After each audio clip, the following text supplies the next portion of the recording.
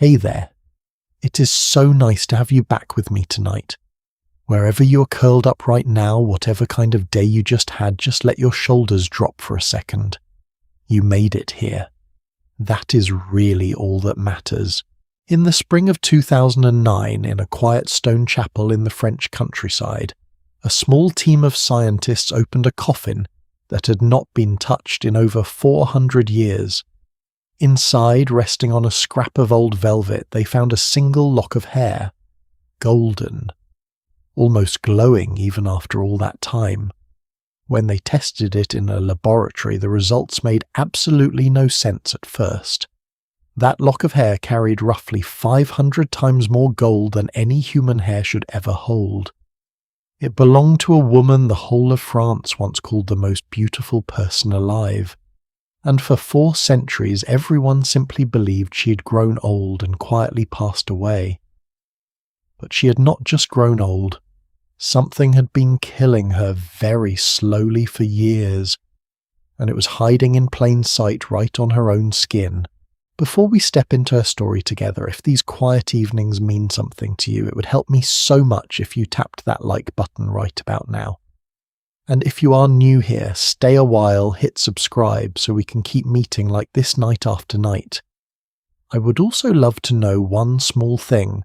Where in the world are you tonight and what time is it where you are? Drop it down in the comments. I promise I read every single one. Now maybe turn the lights down just a touch more. Let the noise of the day fade out completely, and let's step back into 16th century France together. Her name was Diane de Poitiers, and long before any scientist ever opened her coffin, painters and poets had already spent an entire lifetime trying to explain her. She was born into French nobility, and like most aristocratic girls of her time, she had no real say in her own future. While she was still a teenager, her family arranged her marriage to a nobleman more than twice her age, a powerful man named Louis de Brezé, the Grand Seneschal of Normandy. It was not a romance, it was a business deal wearing a wedding dress. That was simply how things worked back then, and to be fair, most girls her age never expected anything different. Louis de Brezé died in 1531. Diane was 31 years old and suddenly a widow. Here is where most stories about widowed noblewomen in that century simply end. A quiet retreat to the countryside. A lifetime spent in prayer in silence slowly fading from memory. But Diane chose something else entirely. From the very day her husband died, she wore only 2 colours for the rest of her life, black and white. No colour, no jewels, nothing but that one striking, unmistakable look. It became so recognisable that historians today can still spot a portrait of her from those 2 colours alone centuries later. And that quiet, elegant widow was about to walk straight into the middle of one of the most dramatic love stories French history has ever produced. A year before, her husband passed, a small, frightened boy of 11 had returned to French soil after spending 4 long years as a hostage in Spain, traded away by his own father, as part of a peace treaty most historians still consider almost cruel. That boy's name was Henry, second son of King Francis I, and he came home changed, withdrawn, cold in a way that worried everyone around him. And by most accounts it was Diane, already known at court for her warmth and her sharp mind, who gave that broken boy one of the very first moments of real kindness he had felt in years. Now a strange thing happened after that. As Henry grew into a young man, that early bond never really faded. If anything, it deepened. When Henry was just 14, it was actually Diane herself who helped arrange his marriage to a 14-year-old Italian heiress named Catherine de' Medici. She believed quite confidently that a shy foreign girl with no real power at the French court could never become a serious rival for the prince's heart. And here is the part I find almost funny in a very human sort of way. She was right. Catherine never did steal Henry's heart, not even a little. She just had to wait almost 30 years to finally get her revenge in an entirely different way. We will get to that. By the time Henry turned 16, something between him and Diane had quietly shifted from comfort into devotion. And it never really stopped, not for the rest of his life. Not when he became King Henry II of France in 1547. Not once in over 20 years. Let's pause here for 1 second, because I know exactly what some of you might be thinking. A grown woman practically twice a teenage boy's age, by today's standards that raises an eyebrow, and it should. But by the standards of French royal courts, in the 1500s an age gap like that barely registered as gossip. What truly stunned people was something else entirely: how completely, how permanently Henry stayed devoted to her. He signed private letters with both their initials interlaced together. He commissioned architects to carve her symbol into the walls of royal palaces. Catherine wore the crown, but everyone at court, including Catherine herself, understood exactly who held the king's heart. Diane, by nearly every account that survives her, was not just beautiful. She was formidably intelligent. She was fluent in Latin. She managed royal finances with a precision most of the king's own advisers envied, and she rode horses at dawn almost every single day of her adult life. She also reportedly swam in cold rivers each morning, a habit her own contemporaries found almost shocking for a noblewoman of her rank. Strong, sharp, completely unshaken in a court built entirely on shifting loyalties. But here is the thing about being the most influential woman at the most glamorous court in Europe, standing beside a husband figure 20 years younger than yourself, decade after decade. The pressure to still look the part never really eases up. If anything, it grows heavier with every passing year. A nobleman named Brantôme, who actually knew Diane personally, once wrote that she still looked no older than 30, even though she was well past 60 at the time. 30, at over 60 years old. In an era with no skincare serums, no retinol, absolutely no cosmetic procedures of any kind, that was not just flattering, it was almost unbelievable. So the question naturally follows, how did she do it? For centuries, most historians simply shrugged it off. Good genetics, maybe. A disciplined lifestyle. Or perhaps just legend quietly exaggerating the beauty of a woman who'd already become something close to myth. That explanation held up just fine for about 400 years, until someone finally noticed one small strange detail that had been sitting in plain sight the entire time. Diane, like many wealthy women of her era, believed deeply in something alchemists at the time called drinkable gold. In the 1500s, across royal courts in Europe, alchemists were completely convinced that gold, a metal that never rusted, never tarnished, never seemed to age or decay in any way, must somehow hold the secret to eternal youth. If a piece of gold could remain perfect forever, why couldn't a person if they simply consumed enough of it? So apothecaries prepared a shimmering golden liquid gold dust dissolved and blended with other substances, and sold it to the wealthiest women in France as a beauty tonic. A fountain of youth bottled up in a small glass vial, and Diane, it appears, drank it, quietly, faithfully, almost every single day for years. Now here is where her story quietly turns from a fairy tale into something much closer to a slow tragedy. Gold does not simply pass through the human body without leaving a trace. When it accumulates over years, it settles into bone, into hair, into skin. Doctors today call this condition chronic gold poisoning, and one of its very first visible symptoms is a strange, almost porcelain paleness of the skin. The exact kind of flawless glowing complexion an entire royal court might describe as the most beautiful in France. What everyone believed was Diane's secret to eternal beauty may have actually been the visible symptom of a slow, invisible illness. Nobody around her had any way of understanding that back then. To them, that unusual pale glow was simply proof the golden elixir was working exactly as promised.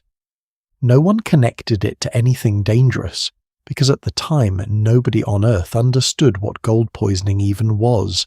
So Diane kept going decade after decade, riding her horses at sunrise, swimming her cold morning rivers, managing a kingdom's finances quietly from behind the throne, peering on the surface to grow more radiant with age, while something completely invisible worked steadily against her, one small golden dose at a time. Everything changed in the summer of 1559. King Henry II was taking part in a jousting tournament celebrating his own daughter's wedding, when a lance shattered against his armour and a splinter drove straight through the visor of his helmet into his eye. He survived 10 agonizing days before he finally passed away, and the moment he was gone, so was every bit of protection Diane had ever had. Catherine de' Medici, who had spent nearly 30 years quietly watching her husband love another woman, finally had her moment.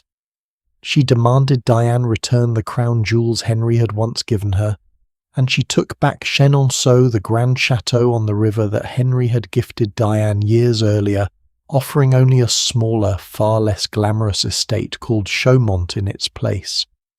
Diane, by most accounts, barely ever set foot there. Instead, she quietly withdrew to Annay, the chateau that had truly always been hers, the very one Henry had rebuilt for her using some of the finest architects in all of France. It was there, far away from a court that had once bowed to her, that she spent her final years.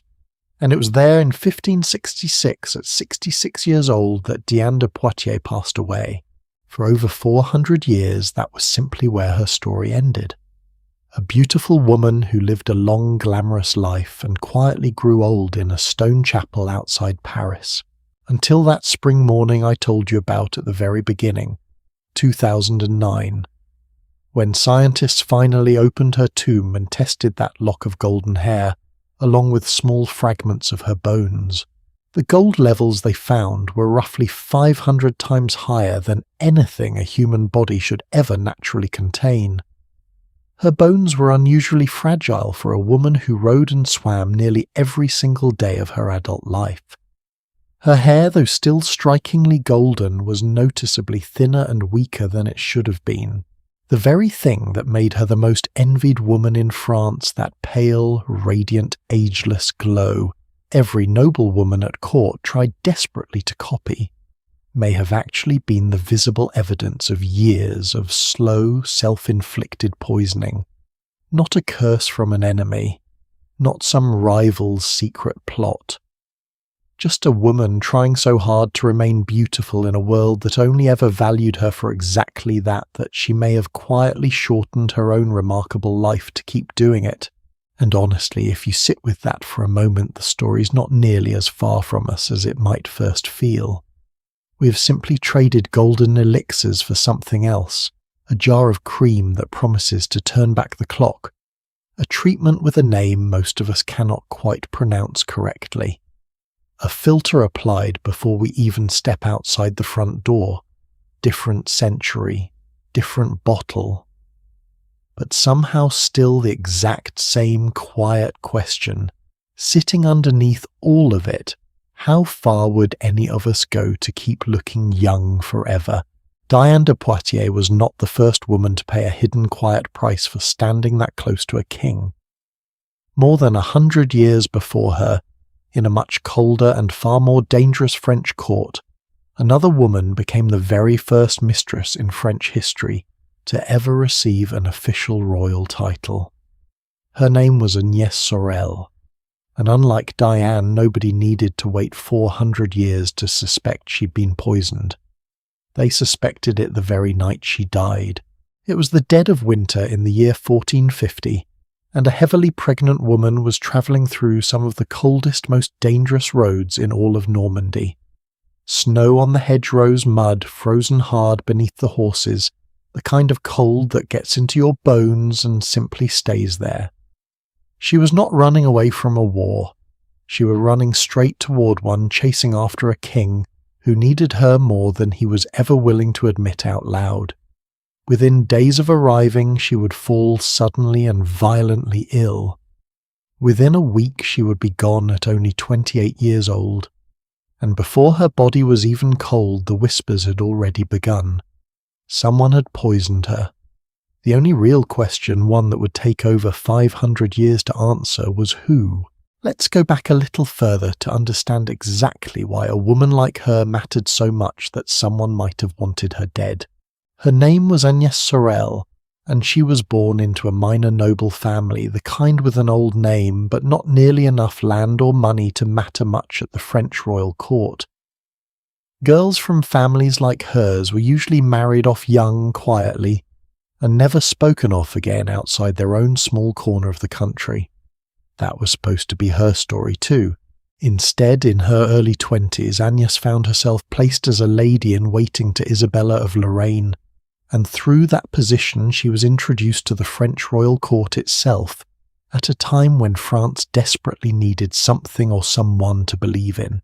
Picture the country at that moment, because it was anything but a hopeful one. The 100 Years' War had dragged on for generations so long that entire lifetimes had been spent inside it, without either side truly winning.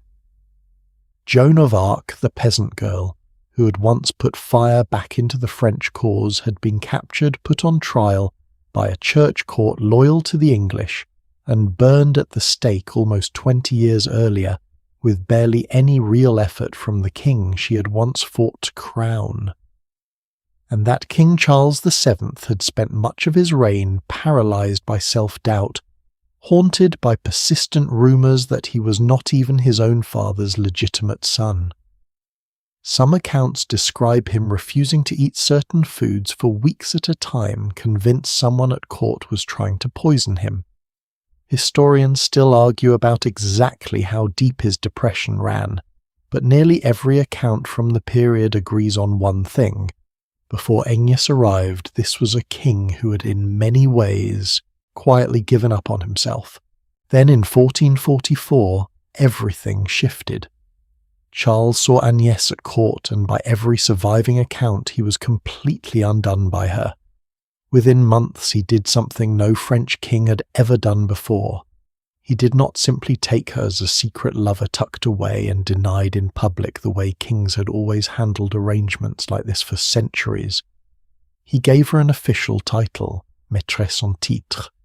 The king's recognised, acknowledged companion, presented openly at court with her own land, her own income, her own household staff, all granted in her name alone. Think about how strange that actually was for its time. Up until that point, every affair inside a royal court was something to be managed quietly, denied publicly, and never ever formalised. Agnès did not just break that unspoken rule. She rewrote it completely in broad daylight with the king's full blessing. And every single woman we will meet across this entire journey together, women who lived 100, 200, even 300 years after Agnès, all of them existed within a role that she was the very first to invent. She did not inherit that position from anyone. She built it from nothing through nothing but sheer personal force. And here is a question worth sitting with for a moment. Why do we remember Joan of Arc as a national hero, someone with statues in nearly every French city, and Agnès Sorel as a footnote most people have never even heard of, when both women in completely different ways are credited with pulling that exact same broken king out of despair, because Agnès did exactly that. Court chroniclers at the time described Charles as a changed man after she entered his life. More decisive, more willing to trust his own advisers, more willing to fight for his own kingdom again, right up to the eventual hard-won moment when French forces finally began pushing English troops out of the country for good. Some historians even go as far as calling her the woman who quietly finished the work. Joan of Arc had started not on a battlefield with a sword, but in the private chambers of a broken, frightened king who finally had a reason to believe in himself again. The public gave her a nickname that tells you everything about how people actually saw her. They called her La Reine sans couronne, the queen without a crown. Because make no mistake, everyone at that court understood exactly who truly held the king's heart, and it was not the Queen sitting quietly beside him in official portraits. The king even granted her an entire estate along the Marne River called Beauté-sur-Marne, which is very likely where her lasting nickname, the Lady of Beauty, actually came from, though history being history, nobody can say for certain whether the estate was named for her or whether she simply grew into the name over time. Agnès went on to have 3 daughters with Charles, and in another break from tradition he formally legitimised all 3 of them, granting them royal status most mistresses' children were never allowed to claim. Now Agnès was not exactly modest about her position either, and honestly I find that part of her almost refreshing. She dressed with a kind of daring confidence most noble women of her era would never have risked. Court records and contemporary writers describe gowns with necklines far bolder than anything considered proper at the time, jewellery so extravagant it drew formal written complaints from other nobles at court. At one point a celebrated court painter named Jean Fouquet even used her as the model for a religious portrait of the Virgin Mary, styled in the exact fashion Agnès herself was famous for wearing. A royal mistress immortalised as a holy figure in a painting that still hangs in a museum today. If that is not the boldest personal branding move of the entire 15th century, I honestly do not know what would qualify. Here is my own take on all of that for whatever it is worth. I do not think Agnès dressed that way simply because she enjoyed pushing boundaries, although I would guess she enjoyed it at least a little. I think she understood something most women at that court had never fully grasped, that visibility itself was a kind of power. In a world where a mistress's entire position depended on staying unmistakably present in a king's mind, being talked about, sketched, gossiped over, painted directly into religious artwork, meant being nearly impossible to quietly replace. It is not so different from watching someone build a public image today carefully and deliberately, centuries before anyone had a word like branding to describe what they were actually doing. But every ounce of power a woman gains at a royal court comes attached to a price tag, and Agnès's price tag had a name. Charles's own son, the future King Louis XI. The relationship between father and son had already been strained for years, built on old political disagreements and a fair amount of simple jealousy. Years earlier, in 1440, an 18-year-old Louis had already led a group of disgruntled nobles in an open revolt against his own father, an uprising historians now call the Praguerie. It failed, and father and son limped back into an uneasy truce, but the trust between them never really recovered. By the time Agnès rose to prominence a few years later, that old wound was still raw enough to reopen at the slightest provocation, and her growing influence poured gasoline directly onto that fire. The young prince despised her openly, and without much effort to hide it. He blamed her for his own falling out with his father. He blamed her for policy decisions he disagreed with, and for advisers he wanted removed from court. By the time Agnès died, Louis had already spent roughly 4 years in open, active rebellion against his own father's rule, living in self-imposed exile in Dauphiné, and later Burgundy, nursing a grudge against the woman he held personally responsible for nearly everything he resented about his life. Remember that particular detail because it is about to matter a great deal. In the winter of 1450, Charles was leading a military campaign in Normandy, pushing to finally drive English forces out of French territory for good decades into a war that had outlived entire generations. Agnès, pregnant with their 4th child together, made the decision to travel through brutal winter conditions to be at his side near the Abbey of Jumièges. Friends and advisers reportedly urged her to stay behind to protect both herself and the child growing inside her. She went anyway. Whatever else history remembers about Agnès Sorel, and there is plenty, nobody has ever seriously accused her of a lack of devotion. Shortly after arriving, she fell suddenly and severely ill. Within days she was dead. At the time, physicians recorded her cause of death as a flux of the stomach, a vague catch-all term essentially meaning severe unexplained digestive illness, the kind of diagnosis doctors reach for constantly, in an era with barely any real medical understanding at all.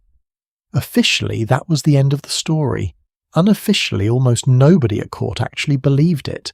The rumours started within hours, and nearly every single one of them pointed in exactly the same direction, toward a prince who had spent years despising this woman who stood to gain enormously from his father, losing his most trusted companion, and who happened to be conveniently far away when it happened, which, if we are being honest with each other, is exactly the kind of alibi that raises more suspicion than it settles. For 555 years that suspicion simply sat there completely unresolved. A whisper passed down through history with absolutely no way to prove or disprove it until 2005. That year a team of French researchers exhumed Agnès Sorel's remains from the church where she'd been laid to rest in order to finally test what modern forensic science could reveal about a death that had puzzled historians for over 5 centuries. And leading that investigation was a forensic scientist named Philippe Charlier, the very same researcher who decades later would help crack open the mystery hiding inside Diane de Poitiers' golden hair, a case we already walked through together earlier tonight. It is a strange, almost poetic detail that one single detective working across an entire career ended up solving 2 of history's most whispered about royal deaths, separated from each other by over 100 years. The team used a piece of equipment most 15th century physicians could never have dreamed of, a particle accelerator, normally reserved for advanced physics research, to scan tiny fragments of Agnès's preserved hair and bone at a level of detail no human eye could ever manage on its own. What they found inside her remains was staggering. Testing on a small sample of hair revealed mercury levels somewhere between 10,000 and 100,000 times higher than what a human body should ever naturally contain. Charlier himself stated afterward that the intoxication was so severe it would have finished her off in less than 72 hours. 3 days. That is really all it would have taken. Now here is where this story pulls apart completely from Diane's, and it is worth pausing on that difference because I think it says something important about how differently danger could reach a woman in these positions. Diane's poisoning crept up on her, slowly, quietly self-inflicted across nearly 40 years by her own hand through a beauty ritual she believed in completely. Agnès's death arrived like a door slamming shut. Fast, massive, almost impossible to explain away as some slow accident of daily habit, and that raises the uncomfortable question forensic science still cannot fully settle. Mercury, strange as it sounds today, was also a legitimate medical treatment in the 15th century, commonly used to purge intestinal parasites. It is entirely possible Agnès was simply undergoing treatment for a completely unrelated illness, and someone, perhaps even a well-meaning physician, administered a catastrophic fatal overdose entirely by accident. Charlier's own conclusion, stated plainly afterward, was that the evidence could not confirm whether this was a tragic medical mistake or a deliberate calculated murder.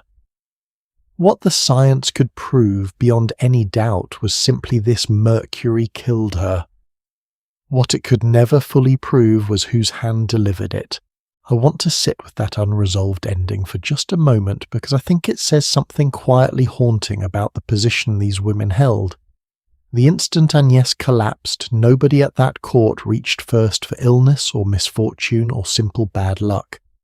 Everyone reached immediately for poison, for betrayal, for a villain hiding somewhere in the shadows. and maybe that instinct was not entirely unfair given exactly who her enemies were. But it also reveals something a little uncomfortable about how the world tends to treat powerful women in general then and honestly in plenty of ways even now. A man in power falls suddenly ill and people ask what disease he might have caught. A woman in power falls suddenly ill and people immediately start asking who wanted her gone. Does that pattern feel like it belongs entirely to the 15th century to you? Or does some version of it still feel a little familiar even now, whenever a powerful woman's sudden downfall gets picked apart in public, before anyone even knows the full story? Agnès Sorel never got the chance to grow old at court, never got the chance to become a portrait of faded aging beauty the way Diane eventually did.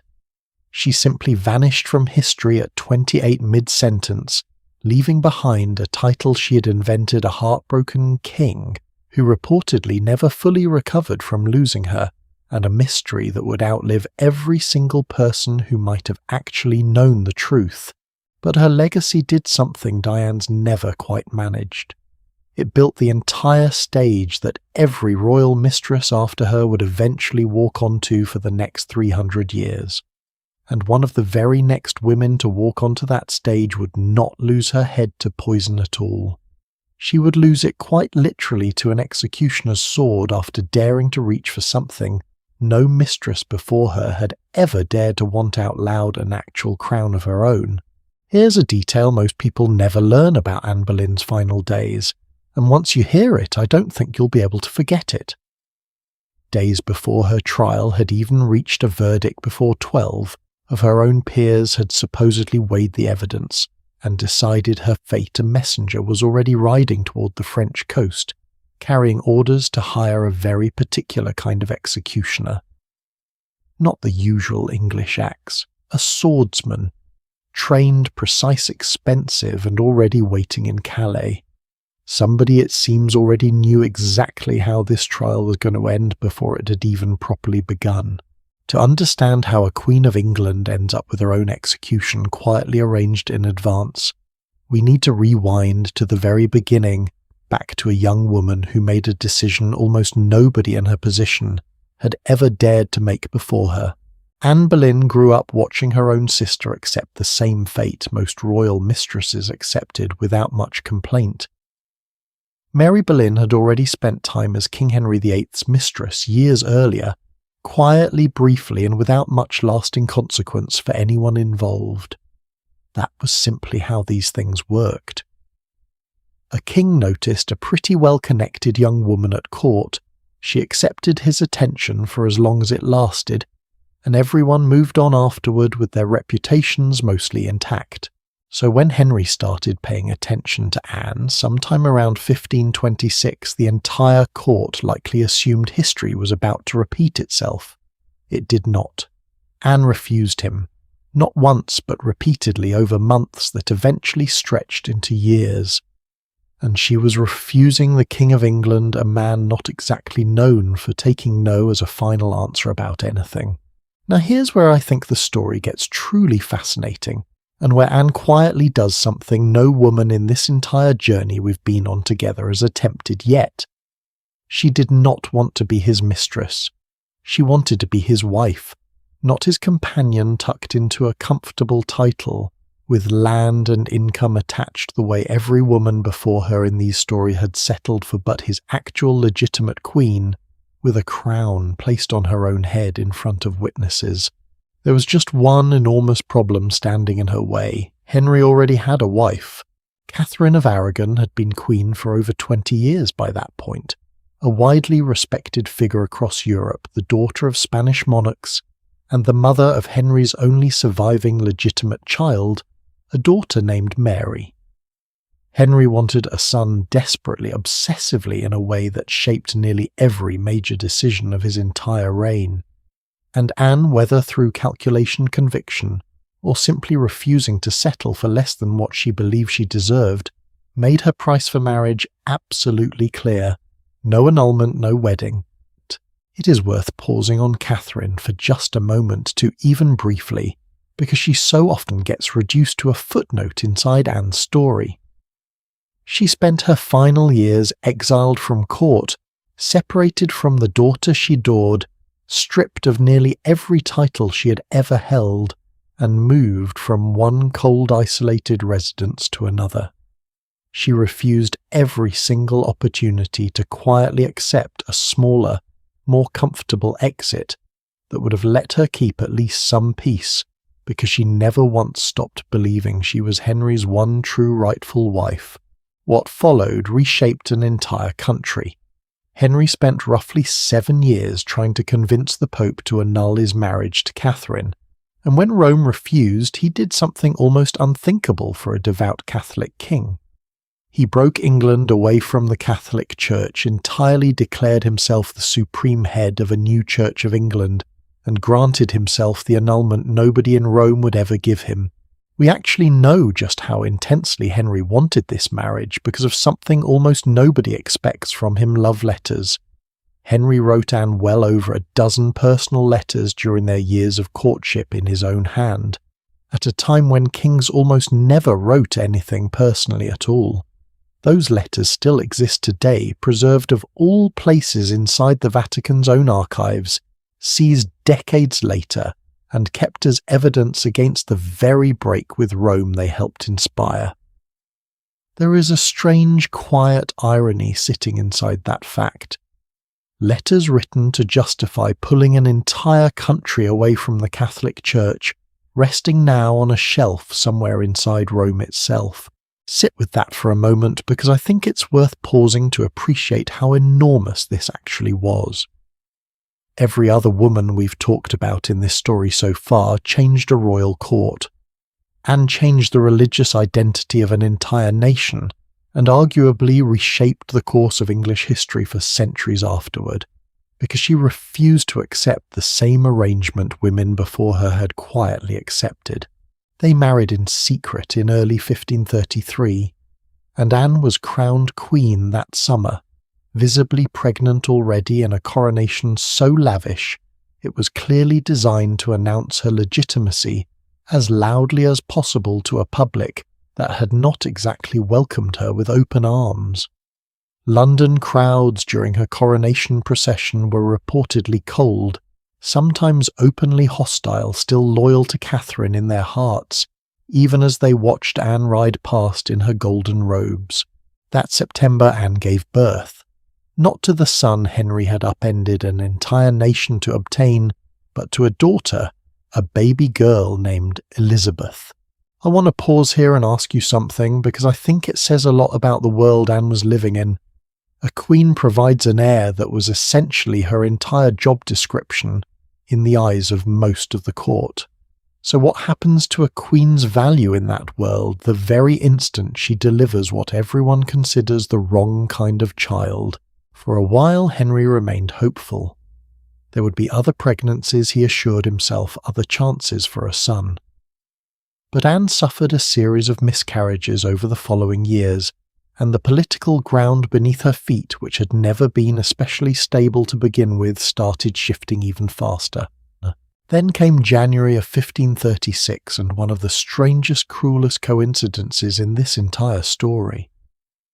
On the very same day, Catherine of Aragon, Henry's first wife, was finally laid to rest, having spent her final years exiled from court and separated from her own daughter Anne, miscarried a child that would have been a son. Henry reportedly reacted with cold, furious despair. Some accounts from the period suggest he began speaking almost immediately about being free to marry again. Within days his attention had already turned toward a quiet, unremarkable lady-in-waiting named Jane Seymour. And once a king decides he wants a new wife, and this particular king had already rewritten an entire religion's rules once to get exactly what he wanted, the second wife standing in his way tends not to last very long. By April of that same year, the machinery against Anne had already begun turning. Within weeks she stood accused of adultery with 5 separate men. And this is the part of her story that still unsettles me most, so let's slow down here for a moment. One of the 5 men named was her own brother George Boleyn. The charge against them was incest, alongside claims that Anne had also plotted the king's death with her supposed lovers. Historians today overwhelmingly agree these charges were almost certainly fabricated from beginning to end, built on flimsy circumstantial gossip court rivalries and a single coerced confession from a court musician named Mark Smeaton, who reportedly broke down and confessed to a relationship with the Queen after hours of intense pressure from the king's chief minister, a man with every political incentive in the world to see Anne removed permanently. None of the other men accused ever confessed to anything, even under enormous pressure, even facing certain death either way. Henry Norris, William Brereton, and Francis Weston. 3 well-regarded gentlemen of the king's own privy chamber went to their deaths on the 17th of May, still publicly insisting on their innocence right up to the final moment. And yet every single one of them, including Anne's own brother, was executed 2 days before Anne herself. Her trial took place inside the Tower of London, presided over by a panel of peers that included her own uncle Thomas Howard, Duke of Norfolk, sitting in judgment over his own niece. If you had been sitting in that courtroom watching a woman's own family member serve as her judge, would you have called what happened next justice, or would you have called it theatre with a predetermined ending? The verdict came back guilty on both charges of adultery and treason, delivered within a single day of testimony that most modern legal historians consider embarrassingly thin, even by the standards of the 16th century. Which brings us back to that swordsman quietly summoned from Calais days before any of this formal proceeding had even concluded. Henry, it seems, had already made his decision. The trial was simply theatre performed for an audience that needed to believe the ending had been earned. There is something almost eerie about that particular detail once you really think it through. A skilled swordsman, rather than the usual heavy English axe that could take multiple painful blows to finish the job properly, was widely considered a mercy, a swift and relatively dignified death reserved for those the crown wished to treat with at least a small measure of respect on the way out. Henry, in other words, had already decided not only that his wife would die, but that she would die well days before a single witness had even taken the stand against her. On the morning of May the 19th, 1536, Anne Boleyn walked out onto Tower Green. Contemporary accounts describe her as composed, dignified, dressed simply delivering a short, careful public statement that avoided any direct accusation against the king, praising him instead as a good and gentle sovereign, the kind of politically careful final words a woman might choose when her own daughter's future safety still depended entirely on the mercy of the man who had ordered her death. Whatever she truly felt in that final moment, she chose composure over defiance right up until the very end.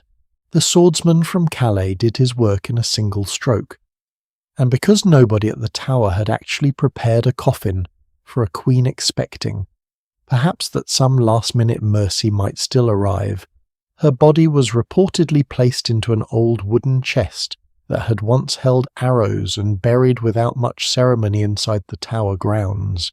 11 days later, Henry married Jane Seymour. Now here is where I think Anne's story pulls away from every single woman we've discussed together so far in this journey, and it's worth naming clearly because the difference matters. Diane de Poitiers poisoned herself, slowly, quietly, chasing a beauty ideal nobody forced her to chase. Agnès Sorel most likely died at the hands of a private personal enemy, using poison as a secret weapon in the shadows. Anne Boleyn was killed by the full formal machinery of the state itself, dressed up in the language of law and justice and due process. Parliament passed the act. Peers delivered the verdict. A swordsman performed the sentence. Every single part of it was completely legal, and every single part of it was also, by nearly every honest modern reading of the surviving evidence, a fabrication built specifically to remove an inconvenient woman who had simply stopped being useful to the man who once tore his own country away from Rome just to marry her. I find that distinction important, and here's my own honest take on why. It is one thing for a woman in these stories to be quietly poisoned in the shadows, a private crime committed by a private enemy. It is an entirely different and in some ways far more disturbing thing for an entire legal and religious system, one specifically reshaped to make her queen in the first place, to be turned completely around and weaponized to remove her, with full official approval wrapped in the appearance of justice the whole way through. Modern historians and biographers have spent decades quietly rehabilitating Anne's reputation, moving her away from the scheming, dangerous seductress her enemies painted at the time, and toward a far more complicated picture, an educated, sharp-tongued, politically engaged woman who simply refused to play the passive role her century expected of her, and who paid an unimaginable price for that refusal. I happen to find that second version far more believable, if only because it fits so uncomfortably well with how history tends to treat ambitious women in general, not only in Tudor England. Before we move forward, here's a small, sharp irony worth sitting with for a moment. The daughter Henry once treated as a disappointing consolation prize, the wrong kind of child born to the wrong kind of mother, grew up to become Queen Elizabeth I, widely considered one of the most successful monarchs in the entire history of England. She ruled for 45 years, oversaw a genuine golden age of English culture, exploration and stability, and never let a single husband anywhere near her throne. The son Henry destroyed a marriage, a religion, and ultimately a wife's entire life trying to obtain never actually secured his dynasty's lasting legacy at all. His unwanted daughter did that instead entirely on her own. Here's one more small thing worth sitting with before we move on. Anne's own daughter Elizabeth was barely 2 years old the day her mother's body was placed inside that old arrow chest. She grew up almost never hearing her mother's name spoken aloud at court in a household that treated the entire subject as something almost forbidden. And yet decades later, once she finally held power of her own, Elizabeth quietly kept a ring containing a hidden portrait of Anne near her, at all times a small private act of loyalty toward a mother she barely remembered, but apparently never stopped honouring in secret. Anne Boleyn tried to rewrite the rules of what a royal mistress could become, and for a brief, dazzling moment she really did succeed. She proved a woman could refuse the shadows and demand the crown itself. What nobody warned her about, and what history would go on proving again and again across the centuries we're exploring together tonight, is that the same system capable of lifting a woman up that quickly has never once forgotten how to pull her back down even faster, the moment it decides her usefulness has finally run out. Not every woman in this story lost her life to a blade or to poison hidden in a golden cup, or a mercury tonic pressed into her hands by a well-meaning physician. Some of them were destroyed far more slowly, worn down year after year, by something almost nobody at the time considered a lethal weapon.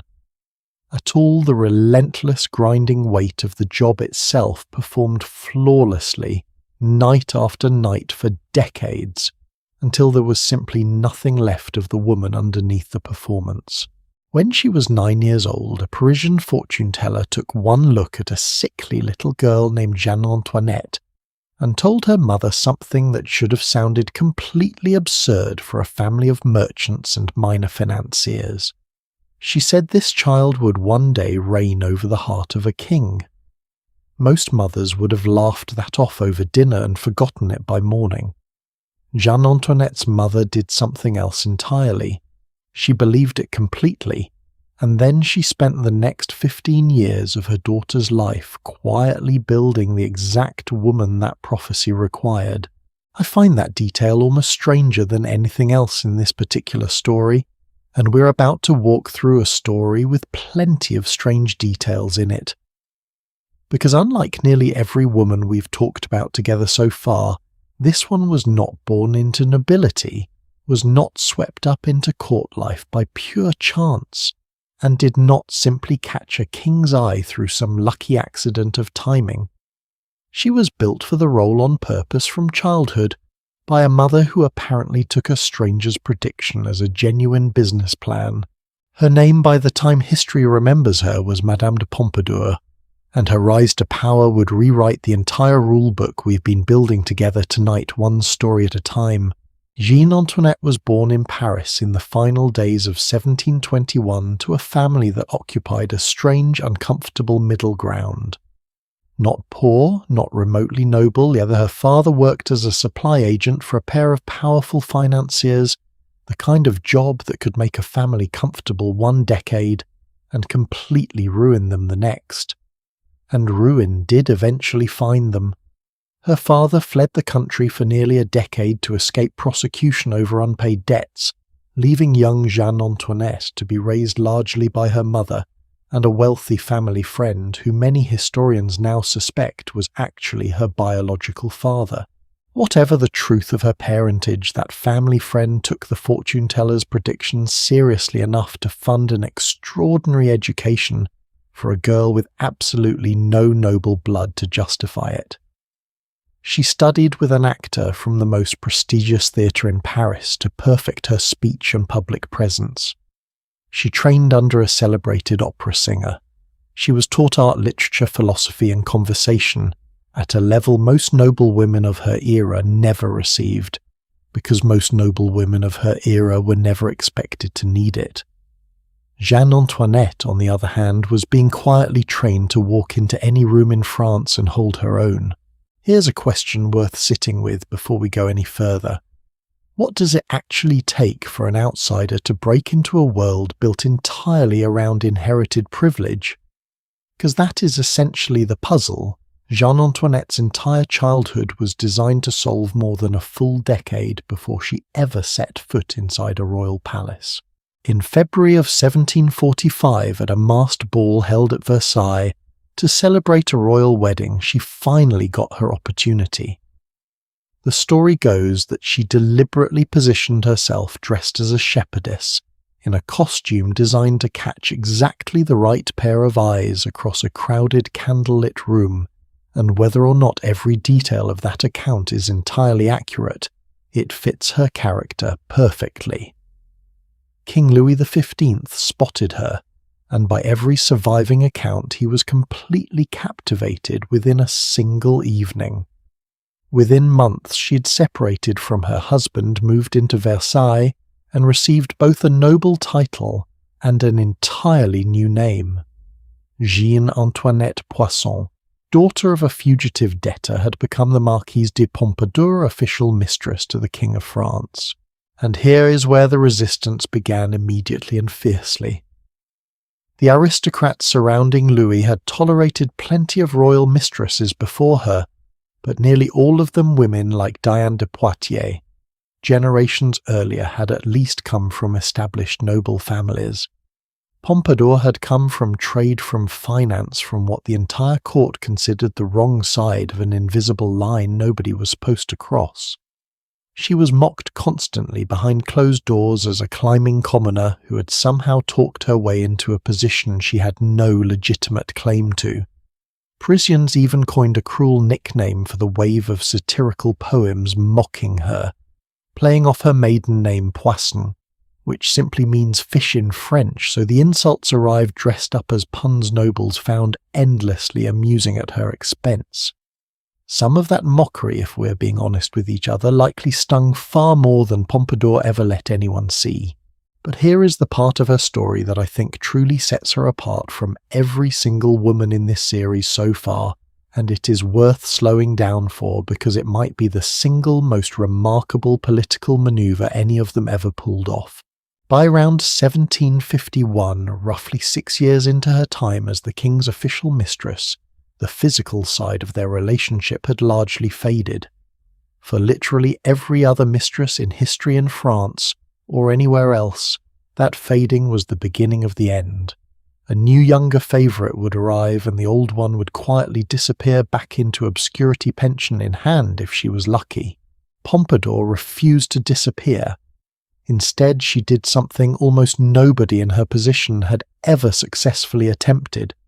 She transformed herself from the king's lover into something far more durable, his closest friend, his most trusted advisor, and the one person at Versailles he practically could not function without.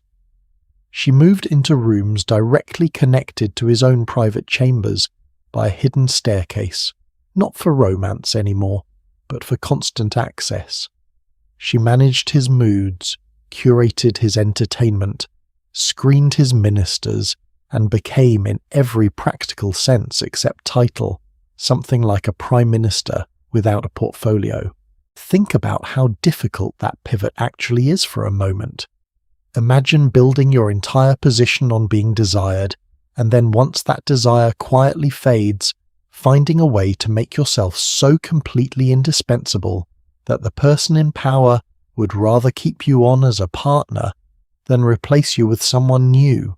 Most people never manage that shift in an ordinary workplace, let alone inside the most competitive backstabbing court in Europe. And Louis was not exactly an easy man to manage either.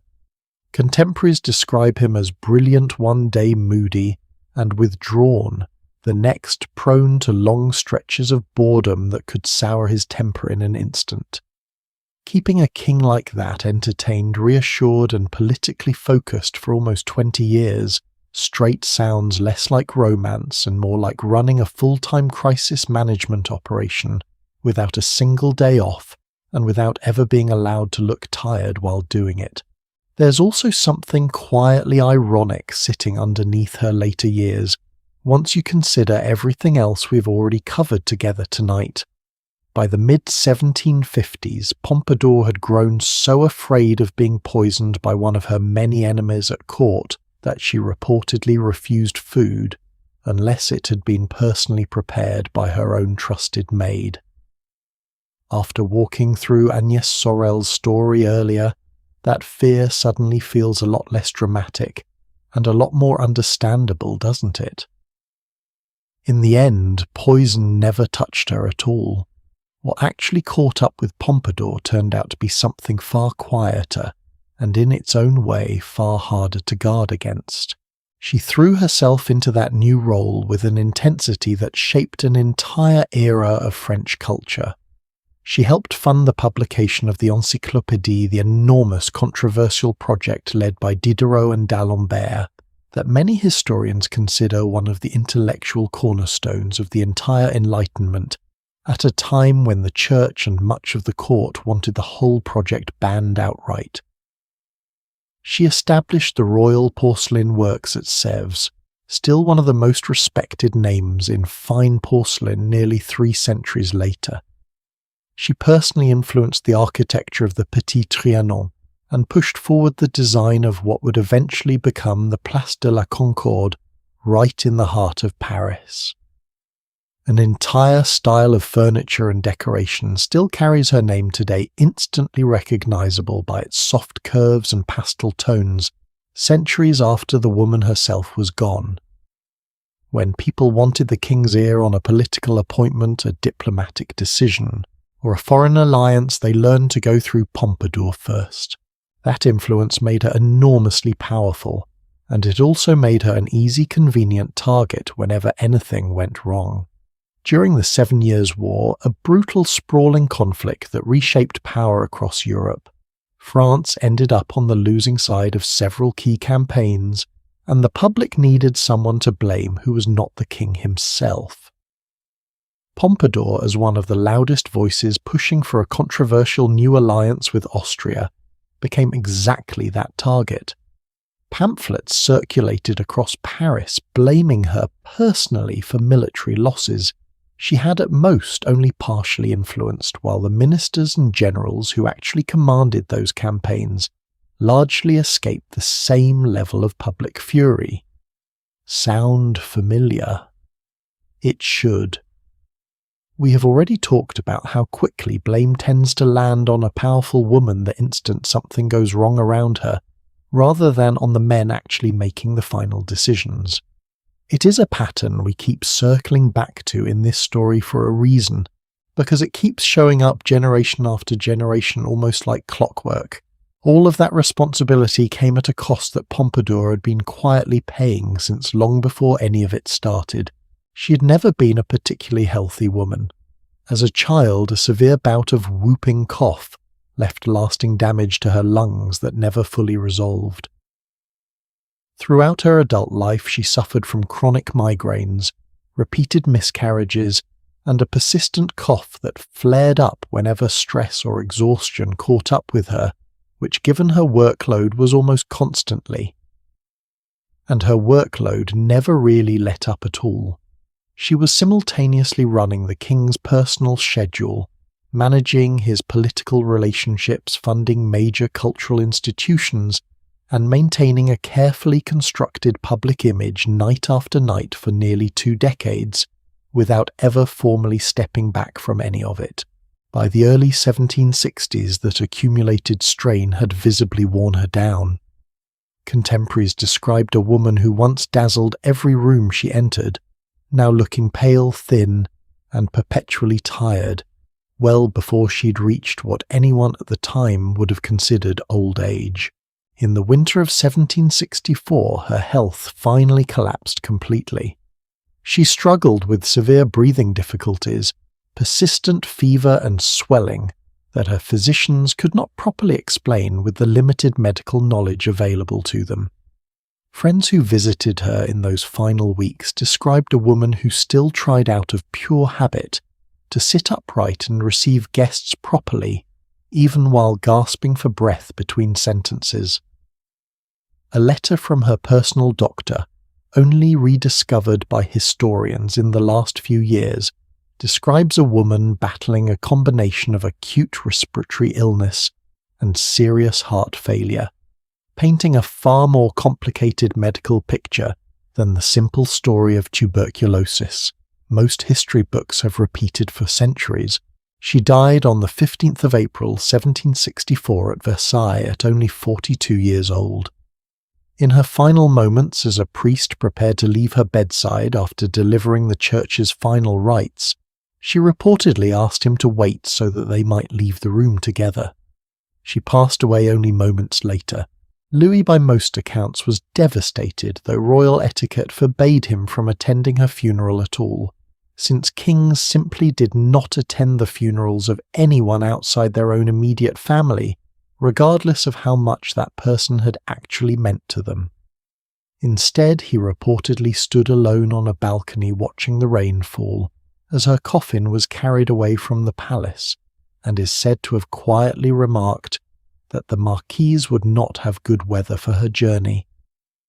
Even Voltaire, who had clashed with Pompadour plenty of times over the years, wrote afterward that he owed her a debt of gratitude, and found it strange that a brilliant woman in the middle of an extraordinary life could simply be gone at 42, while so many far less remarkable people carried on living for decades longer. Now here's where I want to place her story next to everyone else's, because I think the comparison actually matters. Diane de Poitiers poisoned herself slowly chasing beauty. Agnès Sorel was very likely murdered by a private enemy. Anne Boleyn was executed by an entire legal and religious system turned against her. Pompadour's death looks almost ordinary next to those 3 tuberculosis, heart failure, exhaustion. Nothing dramatic or scandalous about the medical details at all, but I would argue her death might actually be the most quietly brutal one in this entire story so far, precisely because nothing about it was sudden. She was not struck down by a single dose of poison or a single stroke of a sword. She was worn down day after day, year after year by the sheer relentless weight of making herself indispensable to a man who could have discarded her at any moment, and never quite managing to put that weight down, right up until her body simply could not carry it any longer. Have you ever known someone like that in your own life? Someone who kept showing up, kept performing, kept holding everything together for everyone else around them? right up until the moment their own health finally forced them to stop. I think Pompadour's story hits differently once you've seen that pattern play out somewhere closer to home than 18th century Versailles. She managed something no mistress before her in this entire journey had ever pulled off. She turned a role built on being desired into a role built on being needed, and she made that second role last nearly 20 years, far longer than beauty alone could ever have carried her. Her enemies spent 2 decades waiting for her to fall out of favour the ordinary way, and she simply never gave them the chance. But indispensability, it turns out, carries its own quiet cost, one that rarely shows up as a single dramatic headline, and instead simply accumulates unnoticed year after year until there is nothing left to give. Louis was not alone at Versailles for very long after burying her. Within a few short years, another woman would rise to take Pompadour's place beside the king, this time from a background so far beneath even Pompadour's modest beginnings that the entire court would spend years refusing to fully accept her. She would climb higher than almost anyone thought possible, for a woman born the way she was born, further and faster than even Pompadour herself ever managed. And when the world she'd climbed into finally came crashing down around her, decades later, it would not be a quiet illness or a private tragedy waiting for her at the end. It would be a public square, a waiting crowd, and a blade that showed her no more mercy than the revolution itself was showing anyone still connected to the crown she'd once served so well. There is a diamond necklace sitting in history's memory that never actually belonged to the woman it was built for. 18th century jewelers spent years assembling it, using nearly 2,000 of the finest stones money could buy, at a price so enormous it could have funded a small fleet of warships.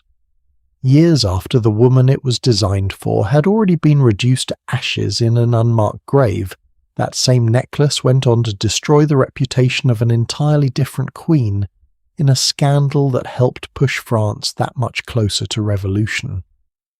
But before we ever get to the necklace or the scandal it caused, let's actually meet the woman it was built for in the first place, because her own story is far stranger, and honestly far sadder than the jewellery she never even got to keep. Her name, by the time the French court finally accepted her, was Madame du Barry, and nearly nothing about her early life should have ever led her anywhere near a palace. She was born in 1743 in a small town in eastern France to an unmarried seamstress with a father most historians believe was a friar, a man who apparently broke his own vows at least once, in a way that produced a daughter he never publicly acknowledged. Illegitimate birth alone was enough to shut most doors in 18th century French society, and Jeanne, as she was originally named, grew up firmly on the wrong side of nearly every one of those closed doors. She worked as an apprentice milliner in Paris as a teenager, making hats and trimmings for wealthy women whose lives she could only observe from a considerable distance. She went by several different names during those years too, including one glamorous stage name she adopted while working among Paris's most fashionable circles, long before anyone imagined she would eventually need a noble title to match. It is almost strange to picture now, a future countess spending her early 20s simply trying to survive in a city that offered a woman with her background very few respectable ways of doing so. Somewhere along the way she caught the attention of a nobleman named Jean-Baptiste du Barry, a man Parisian society openly nicknamed the Rake, who ran something like a private social circle connecting beautiful young women to wealthy, powerful clients. Whatever we choose to call the arrangement plainly, and history has used considerably less polite terms over the centuries, it eventually brought Jeanne into contact with seriously influential men across Paris, including eventually the King of France himself. By the time this happened, Louis had already spent a few years without any single official mistress at all, ever since Pompadour's death left that particular position quietly vacant. That did not mean he had spent those years alone.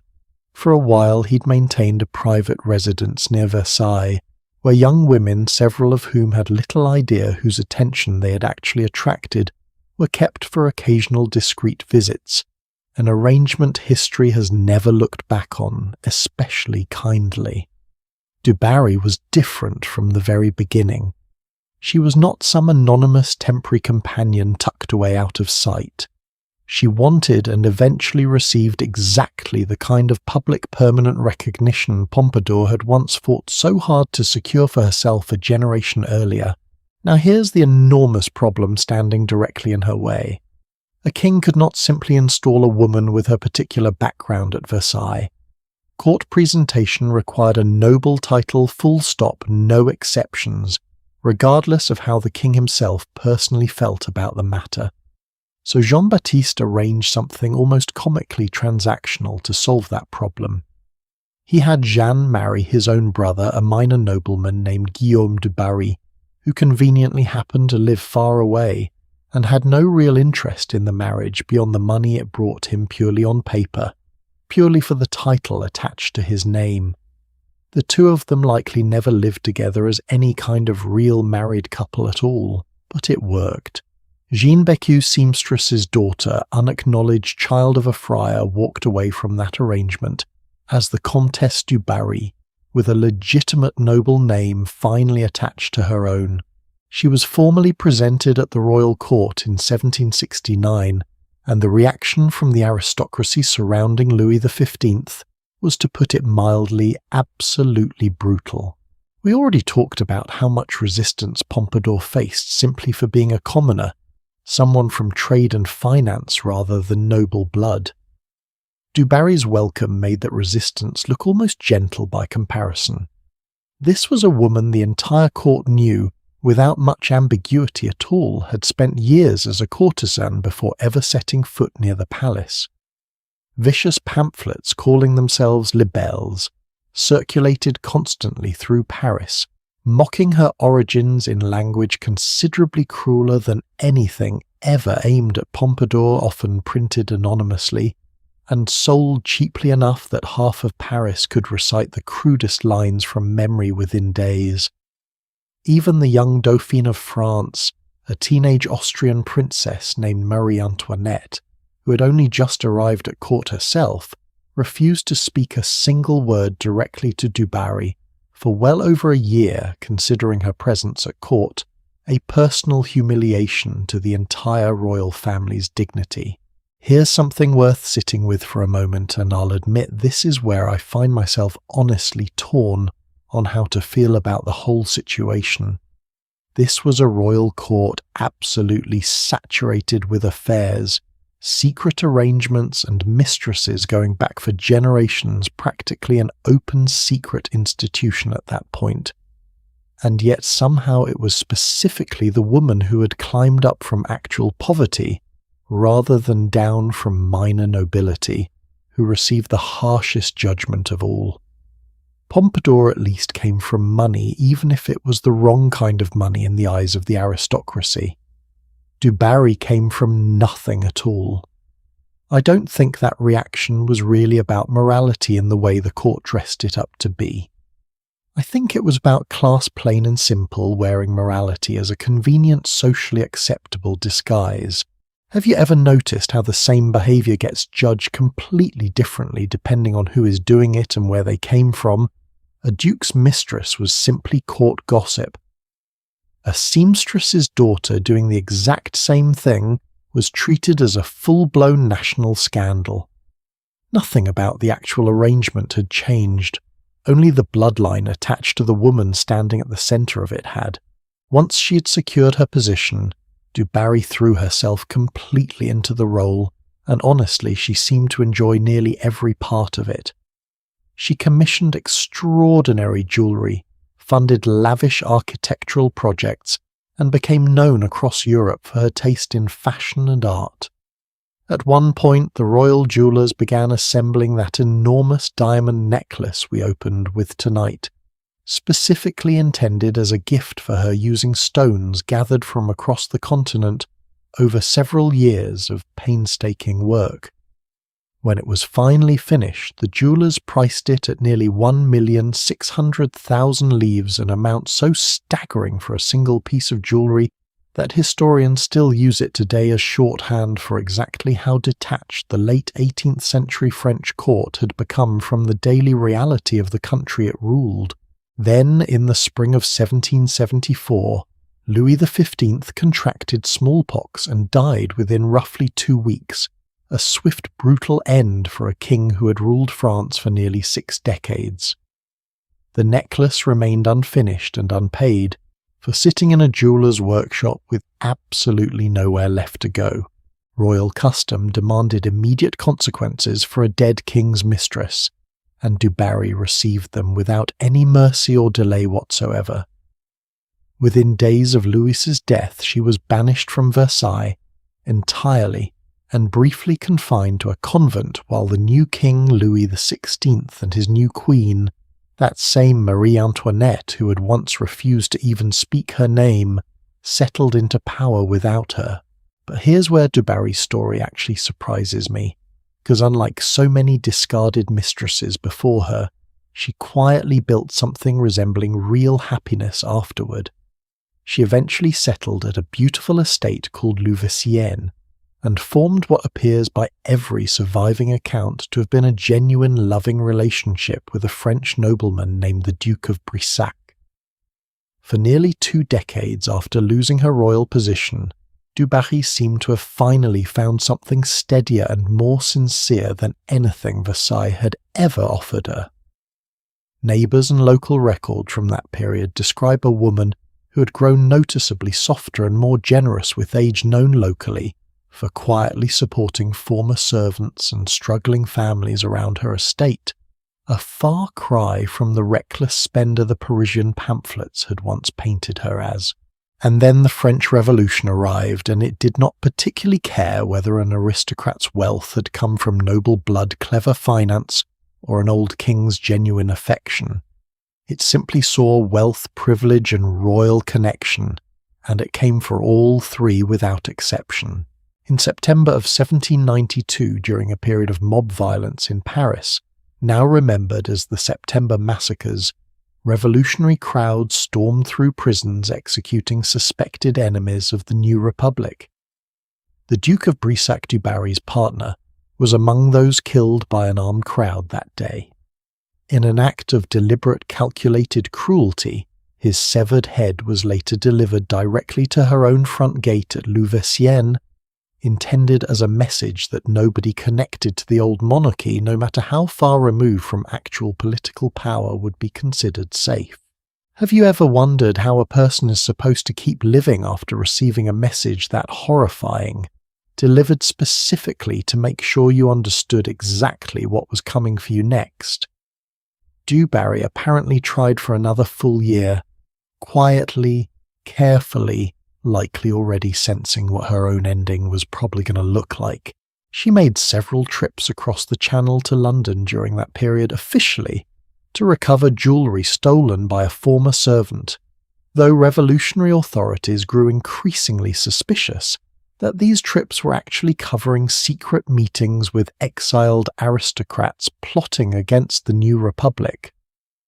Whether that suspicion held any real truth to it remains hotly debated among historians even now, but true or not, it was more than enough for a revolutionary tribunal already looking for reasons to convict.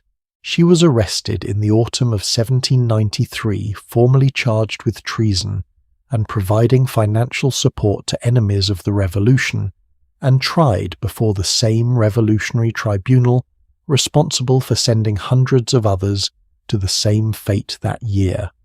The public prosecutor overseeing her case, a man named Antoine Fouquier-Tinville, had already built a fearsome reputation for securing convictions at astonishing speed, and would himself, in one of the revolution's stranger twists of fate, eventually be sent to that same guillotine less than 2 years later. The trial moved quickly, the outcome barely in question from the moment it began. On the 8th of December 1793, Madame du Barry was taken to the guillotine, at what was then called the Place de la Révolution, the very same public square Pompadour had once helped shape decades earlier, back when it still carried a very different name and a very different meaning entirely. And here is where her death pulls sharply away from nearly everyone else we've walked through together in this story so far. Anne Boleyn faced her execution with practiced, deliberate composure, delivering careful final words designed to protect her daughter's future. Du Barry did nothing of the sort. Witnesses at the scene described a woman who fought, wept and begged for just a little more time, right up until the very last possible moment, in a way the crowd found almost shockingly undignified for an aristocrat facing the blade. She had spent her entire adult life learning how to charm, how to please, how to make herself impossible to dismiss, and in that final moment none of those old skills seemed to offer her any protection at all.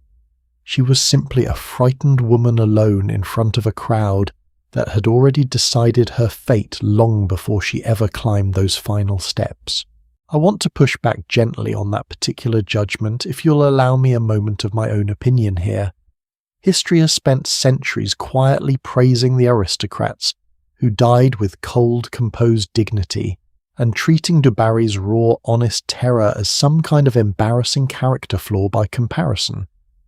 I happen to think that reaction says considerably more about what society expects from women facing death than it says about Du Barry herself. Being afraid to die is not a weakness. It might well be the most human response any of us could ever have, and I would argue there is nothing remotely shameful about a woman refusing to pretend otherwise in her final moments, where Diane de Poitiers slowly poisoned herself. Chasing Beauty, where Agnès Sorel was very likely murdered by a private enemy, and where Anne Boleyn was executed through a legal system twisted specifically to remove her. Du Barry represents something else. Again, a death delivered not by a jealous rival or a scheming court, but by an entire social order violently overturning itself, sweeping up everyone connected to the old world, regardless of how they had actually treated the people beneath them. It almost did not matter in the end whether she'd been kind or generous, or simply a woman who had spent her whole life trying to survive in a world that offered her very few honest paths upward. The crowd watching her that December morning was not judging her personal character. They were judging everything she happened to represent. She began her life with absolutely nothing climbed higher into French society than almost anyone from her background ever managed, and ended it exactly where an entire revolution decided people like her belonged on a public scaffold, in front of a crowd that had once envied everything she owned. Every single woman we have followed together so far tonight lived and died somewhere within the borders of France. That is about to change completely. Let's cross the channel now to a very different kind of royal court entirely ruled by a very different kind of king, where an orange seller from the poorest streets of London would somehow charm her way into the heart of an entire nation in a way no French mistress, no matter how adored, ever quite managed to pull off. Picture a horse-drawn carriage rolling slowly through a crowded London street, mud flying at its windows, an angry mob surrounding it, on every side absolutely convinced they had cornered the king's hated French mistress inside. Now picture that carriage door swinging open, and instead of the frightened aristocrat they expected out pops a grinning, unmistakably English face, calling out to the entire crowd that they had grabbed the wrong woman entirely because she was, in her own words, the Protestant one. The mob burst out laughing and let her carriage pass through completely unharmed. That woman's name was Nell Gwynn, and if there is one thing you should know about her before we go any further tonight, it is this. She was, without much competition, the single funniest, sharpest, most fearless woman to ever hold the position we have spent this entire evening exploring together. Let's rewind to the very beginning, because unlike nearly every woman we have met so far, Nell's story does not start anywhere near a palace or a noble estate, or even a respectable middle-class household. It starts in one of the roughest corners of London sometime around 1650 in a family with no title, no land, and honestly not much of anything else either. Her mother ran what most polite historical accounts delicately describe as a bawdy house, a working brothel in Covent Garden, and Nell reportedly spent part of her childhood helping serve drinks to the customers there. Historians still argue over exactly how much of that early upbringing shaped her later personality, and how much of it is simply the kind of colourful legend that tends to attach itself to any woman who eventually becomes famous. But nobody seriously disputes that her start in life was about as far from a palace as it was possible to get.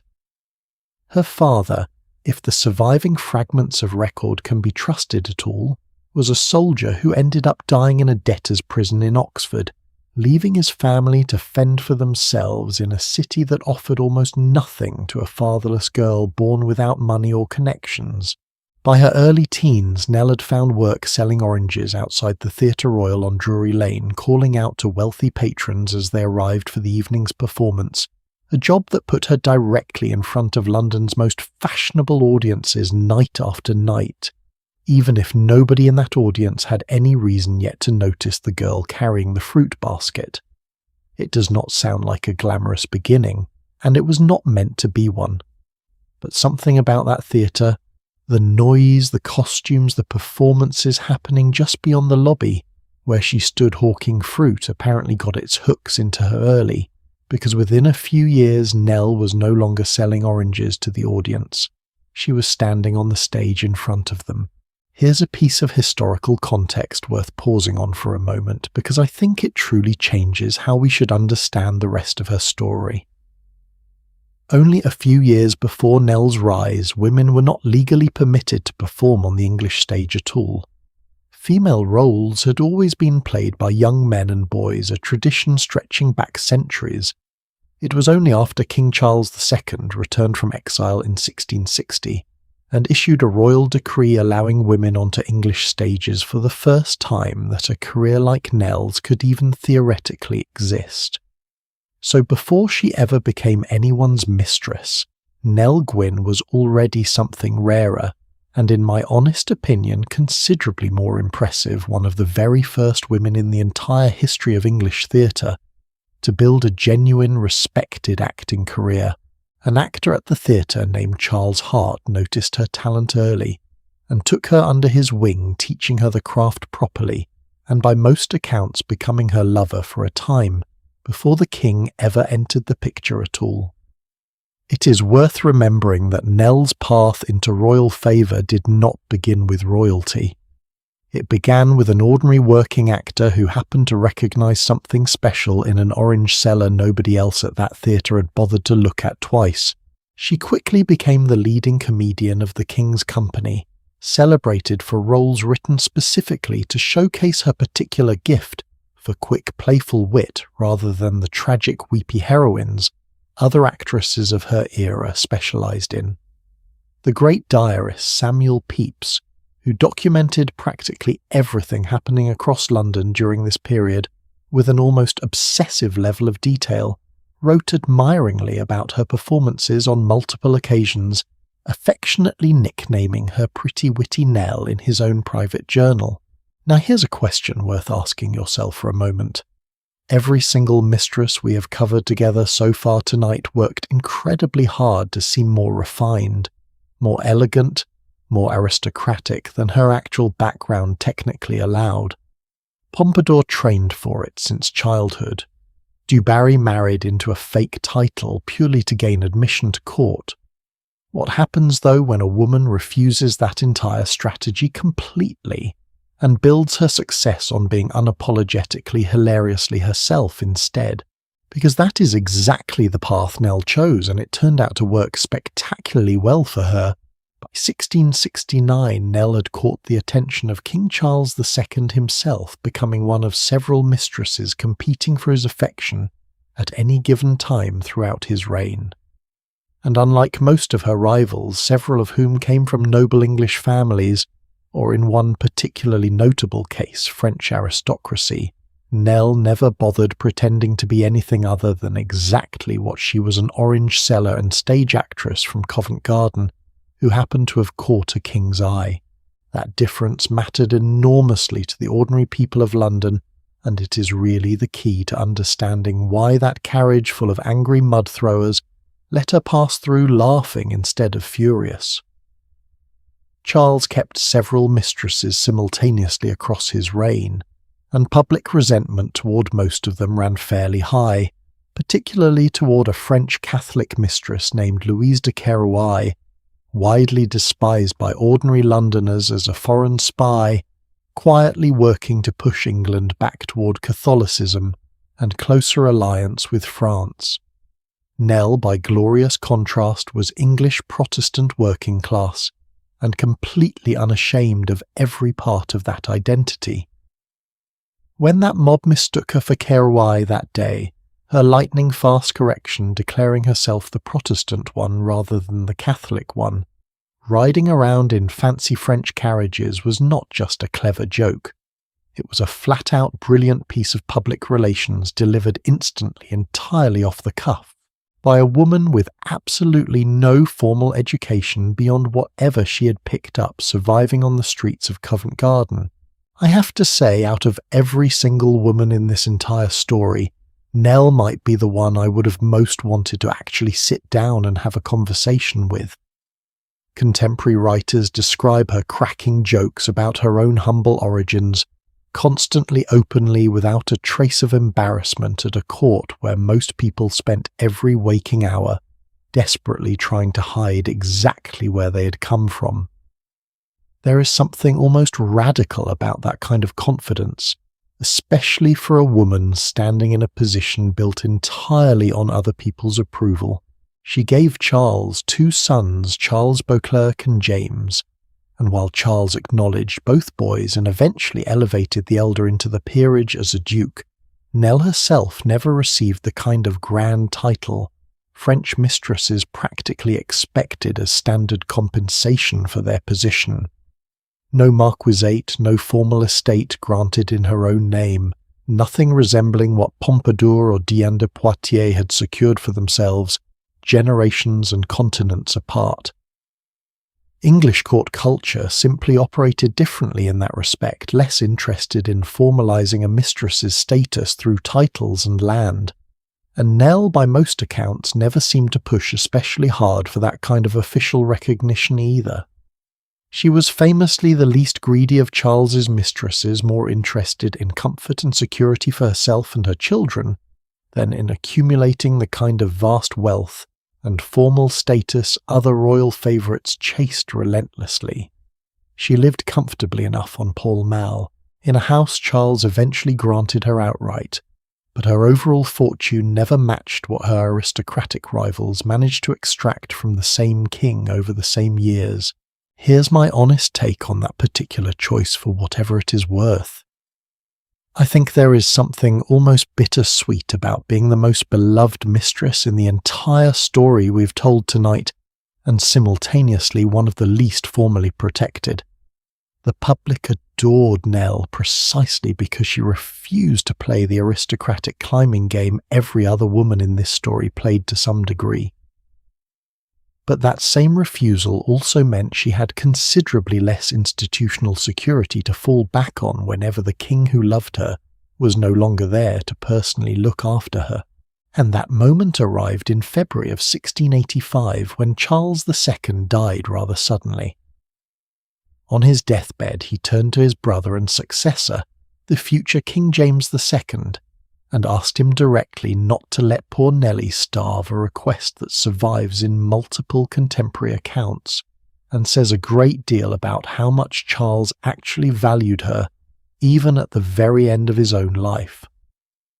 James, to his credit, kept that promise, settling Nell's outstanding debts, and granting her a modest pension to survive on.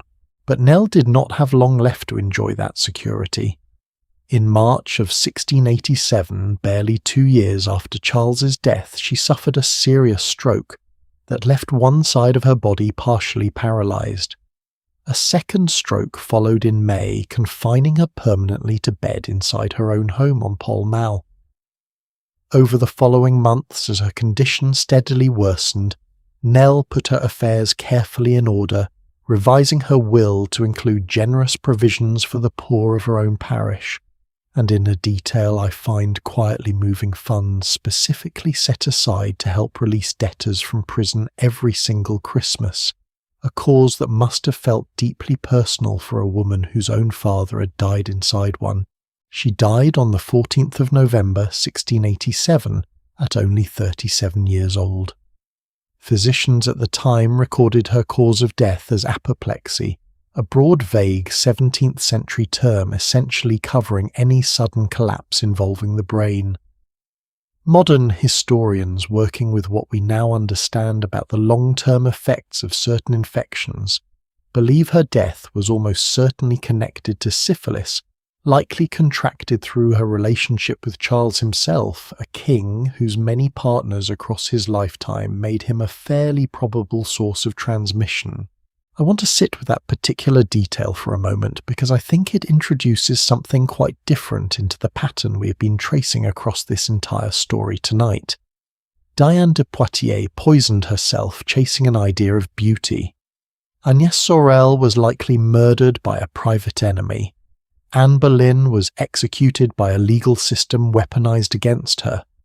Du Barry was destroyed by an entire social order violently collapsing around her. Nell's ending involves none of those things. Nobody plotted against her. No court turned on her. What ultimately killed Nell Gwyn was something far quieter, and in its own way considerably sadder. An illness passed silently between two people, simply through the intimacy of loving each other years before either of them had any real understanding of what that illness even was, or what it was slowly doing to both of their bodies in the background the entire time. Have you ever thought about how much risk was quietly built into loving a king during this particular era? Risk that had nothing to do with jealous rivals or political scandal at all, and everything to do with simple biology nobody at the time had any real ability to protect against. It puts a strange, quiet twist on the entire fairy tale image of a poor orange seller winning a king's heart, doesn't it? The version of that story people love to tell usually ends the moment the carriage doors shut behind her. Happily ever after, riches and royal favour for the rest of her days. Nobody tends to mention that the very intimacy which lifted her out of poverty may also have been the thing that quietly determined how her story would eventually end. Nell was buried at the Church of St. Martin in the Fields, and the funeral sermon was delivered by a clergyman named Thomas Tennyson, a man who would go on to become Archbishop of Canterbury, one of the most senior religious positions in the entire country. He spoke warmly of her generosity and her genuine repentance in her final months, a rather remarkable eulogy for a woman's society technically still considered disreputable by every formal standard of her era. Tennyson faced no shortage of criticism afterward for honouring a former royal mistress with such a respectful public sermon, but he reportedly stood by every word of it, unwilling to pretend the woman he had come to know in her final days matched the caricature Parisian-style pamphlets and gossiping courtiers had spent years building around her name. The crowd that gathered to watch her funeral procession reportedly included apprentices and working Londoners who wept openly in the street, the same ordinary people who had once laughed alongside her in that mud-splattered carriage, saying goodbye to the only royal mistress in this entire story who ever truly felt like one of their own. She never became a marquise, never received a chateau built to her own design, never sat at the centre of a scandal that reshaped a nation's politics the way some of the women we have already met tonight did. What Nell Gwyn earned instead in a currency none of her more powerful rivals ever quite managed to collect for themselves was something closer to genuine public affection, the kind that outlasted her own lifetime and still remarkably gets repeated in London stories nearly 3.5 centuries later. Nell was never the only woman competing for space in Charles's affections, not by a long distance. For most of his reign, he juggled multiple mistresses simultaneously, and one of them, an English noblewoman, with a temper considerably sharper than her looks, were forgiving spent years locked in an entirely different kind of battle. With Nell fought not with mud or crowds, but with jealousy influence and an appetite for royal favour that made even Nell's ambitious French rivals look almost restrained by comparison. One of the most respected diarists of the 17th century once called this particular woman the curse of the nation, in language sharp enough that it still stings a little, even centuries later. Another diarist, every bit as respected, spent pages of his own private journal, describing in almost loving detail the quality of her lace petticoats and the fineness of her linen, practically swooning over the sight of her belongings laid out to dry in a garden. Both men were writing about the exact same woman during the exact same years, inside the exact same royal court. So which one of them was actually telling the truth about her? Honestly, I think they both were, and that contradiction is really the whole story tonight. Her name was Barbara Villiers, and if Nell Gwyn represents one possible answer to the question of how a royal mistress survives inside a dangerous court, Barbara represents the exact opposite answer, chosen just as deliberately and pursued with an intensity that left an entire nation both terrified of her and completely unable to look away. Where Nell disarmed her critics with humour and warmth, Barbara simply overwhelmed hers through sheer force of personality, until objecting to her presence started to feel almost pointless. Barbara was born around 1640 into a noble family that civil war had already reduced almost to ruin by the time she arrived. Her father, a committed royalist, died from wounds suffered fighting for King Charles I, leaving his young widow and infant daughter with a title, a bloodline, and very little actual money to show for either. That combination, real nobility paired with real financial desperation, shaped Barbara into someone fundamentally different from nearly every other woman we've discussed in this story so far. She did not need to invent herself from nothing the way Pompadour or Du Barry eventually did. She simply needed to reclaim what her family's loyalty to a losing side had already cost her, and she seemed determined to reclaim every last bit of it. She married a man named Roger Palmer in 1659, reportedly against his own father's strong objections. That father apparently predicted quite specifically that his son had just married a woman who would make him one of the most miserable men alive.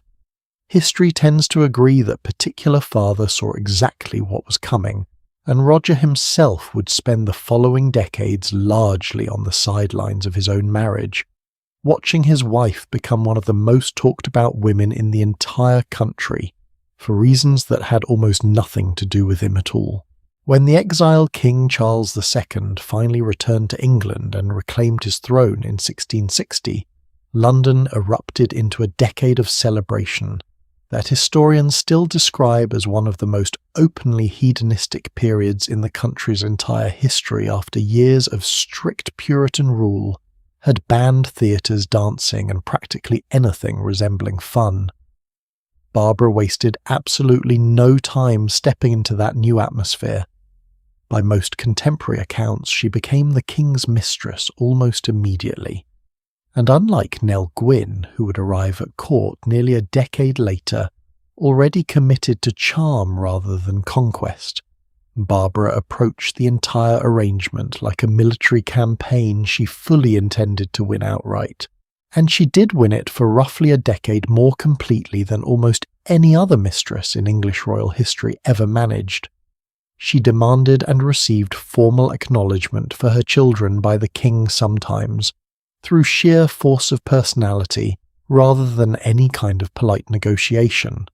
One particularly vivid account from the period describes Barbara stamping her foot and shouting directly at Charles, insisting he publicly claim a child he privately doubted was even his, until he finally relented simply to end the argument in front of his own court. That was Barbara's entire approach to power in a single scene. Overwhelming, relentless, and almost impossible to refuse once she'd decided exactly what she wanted. Diarists at court described a temper as something closer to a natural force than an ordinary human emotion, and more than one courtier privately admitted they found her considerably more intimidating than the king she supposedly served.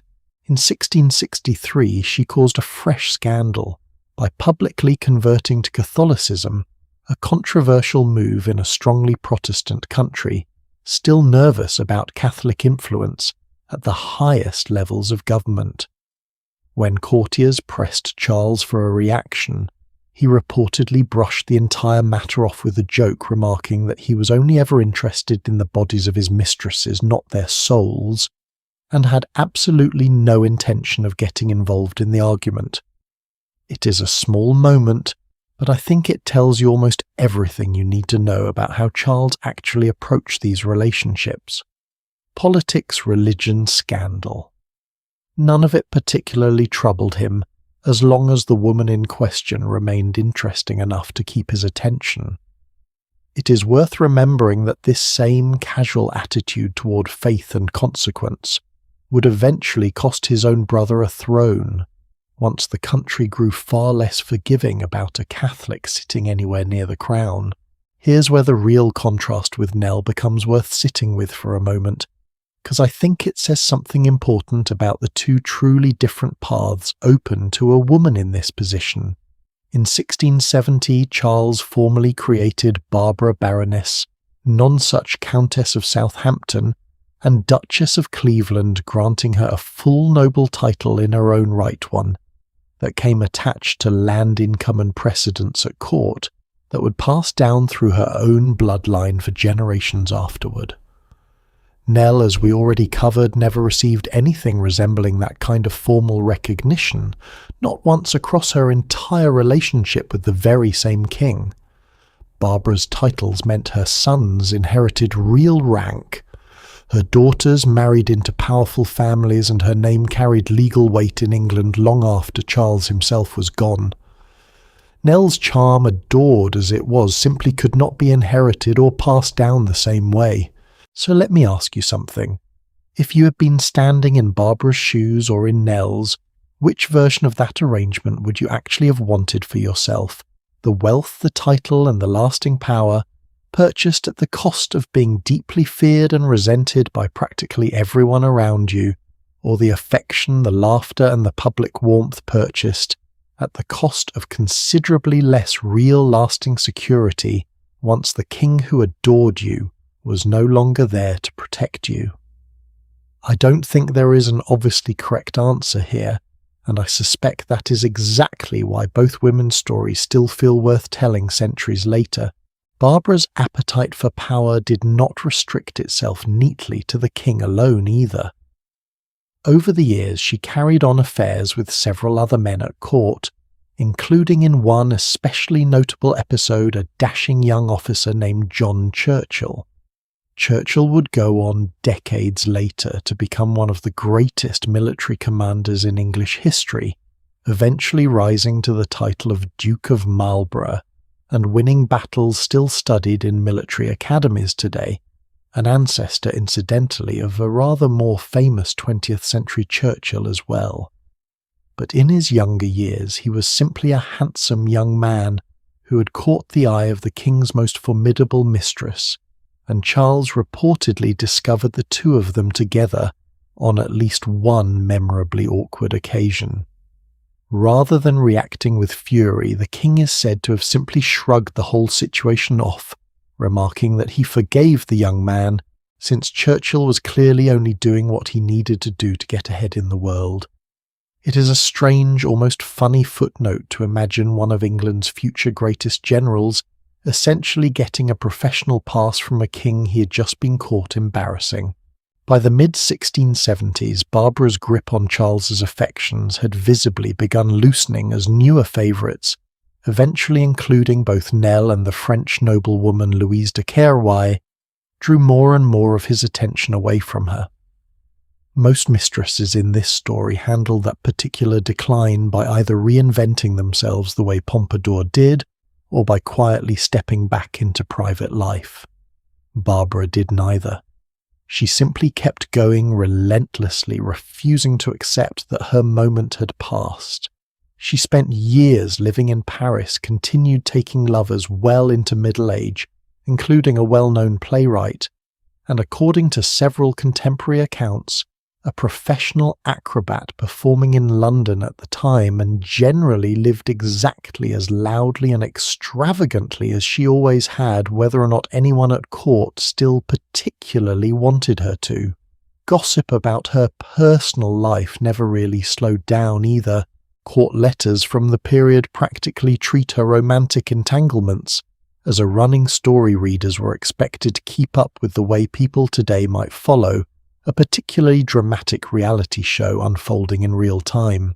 I find something almost admirable buried inside that stubbornness, if I am being completely honest with you. Nearly every woman in this story eventually had her ending largely decided for her, by a king's death, by a revolution, by an illness nobody understood. Barbara, for better or worse, kept trying to write her own ending herself, decade after decade, long after anyone at court expected her to simply fade quietly away. Even her own children seemed to inherit that same refusal to sit quietly on the sidelines, several of them going on to carry loudly documented, thoroughly scandalous reputations of their own, as though restraint had simply never been part of the family inheritance in the first place. That stubborn streak followed her right into old age, and it eventually led to one of the more humiliating final chapters in this entire story. Roger Palmer, the husband she'd married then largely ignored for over 4 decades, finally died in 1705. Barbara, now in her 60s, remarried almost immediately to a younger charming military man named Robert Fielding, widely nicknamed Beau Fielding for his fashionable appearance and his considerable skill at flattery. For a woman who had spent an entire lifetime outmanoeuvring kings, courtiers and rivals of every kind, it must have stung terribly to discover quite quickly that this particular husband had married her purely to access her substantial fortune, and that he already had a living wife tucked away elsewhere. Isn't there something almost unbelievable about that, though? A woman sharp enough to outlast an entire generation of scheming courtiers, ruthless enough to force a king into publicly acknowledging children, he privately doubted still managed to be completely fooled by a charming con man in her 60s. It makes her feel for just one brief moment near the very end almost ordinary, almost like the rest of us capable of the exact same lapse in judgment any person might make when flattery arrives at precisely the right lonely moment in their life. Barbara, never one to accept defeat, quietly dragged him through a public trial for bigamy, and the marriage was formally declared void in 1707, closing out a deeply embarrassing final relationship for a woman who had once made an entire royal court tremble at the mention of her name. Her health declined steadily after that final humiliation, and in 1709 Barbara Villiers died at her home in Chiswick from a condition contemporaries called dropsy, what we would today recognise as severe fluid retention connected to congestive heart failure. Contemporary accounts describe her body swelling dramatically in her final months, gradually erasing the striking beauty that had once made her the most talked about woman in England, a bitterly painful irony for someone whose entire identity had been built so completely around being desired, admired, and impossible to ignore. I keep coming back to that particular detail because I think there is something quietly poetic buried inside it, whether or not Barbara herself would have appreciated the comparison. Here was a woman who spent her entire adult life wanting more more power, more wealth, more attention, more lovers never once learning how to simply want less and settle into whatever she already had. And in the end, her own body seemed to physically embody that same restless excess swelling, far beyond its natural limits, as though decades of never once choosing restraint had finally caught up with her all at once. Barbara Villiers left behind an extraordinarily large family tree with descendants scattered across British aristocracy for centuries afterward, reaching all the way into names most of us would still recognise today, including more than one figure connected to the British royal family in the 20th century alone. It is a strange kind of legacy when you sit with it directly. A woman despised by nearly everyone who actually knew her, whose bloodline nonetheless quietly wove itself into some of the most respected families in the entire country. Nell Gwyn left behind considerably less land and considerably fewer titles, but a reputation the ordinary people of London kept fondly retelling for generations, passed down through affection rather than paperwork. Two women sharing the exact same king during the exact same years, choosing two completely different strategies for survival, and somehow neither strategy fully protected either one of them from the ending that eventually found her anyway. We have spent this entire last stretch of our evening together in England watching two remarkably different women fight for the same restless king's attention in two entirely different ways, one through warmth, one through, well, neither one fully winning in the end. Now let's cross back over the channel to a French court that took jealousy somewhere considerably darker than anything Barbara or Nell ever dared attempt to court, where rumours of witchcraft, poison, and midnight rituals eventually swallowed the reputation of the most powerful mistress France had seen since Diane de Poitiers herself, a woman so feared by her rivals that some of them allegedly turned to something far more sinister than mere gossip to try to bring her down. By the time this next story ends, you might expect me to tell you Athénée de Montespan died from poison murdered by some jealous rival, or perhaps quietly executed for practicing witchcraft against the very king who once adored her completely. None of that actually happened. In fact, out of every woman we have met together so far tonight, she may actually be the one who died the most peacefully of all. But before you breathe a sigh of relief on her behalf, you should know something else first for years. She was arguably the single most feared woman in the entire history of the French royal court, not because of anything terrible that was done to her, but because half of Paris became absolutely convinced of something terrible she had supposedly done to everyone else. Let's meet the woman who ruled Versailles more completely than any mistress before or after her, and somehow still managed to walk away from the darkest scandal in this entire story with her actual head still attached. Françoise Athénée de Rochechouart de Mortemart was born in 1640 into a family so old, so aristocratic, and so proud of its ancient bloodline that historians sometimes describe the Rochechouart name as ranking among the most prestigious in all of France, older even than the ruling house of Bourbon itself. This detail matters more than it might sound like at first, because unlike nearly every woman we've discussed tonight, Athénée never needed to invent herself, marry into a fake title, or claw her way up from poverty and obscurity. She arrived at Versailles already standing near the absolute top of the entire social order. She married the Marquis de Montespan in 1663, and worked her way into court through a position as lady-in-waiting first to the Queen, and later to the King's own sister-in-law.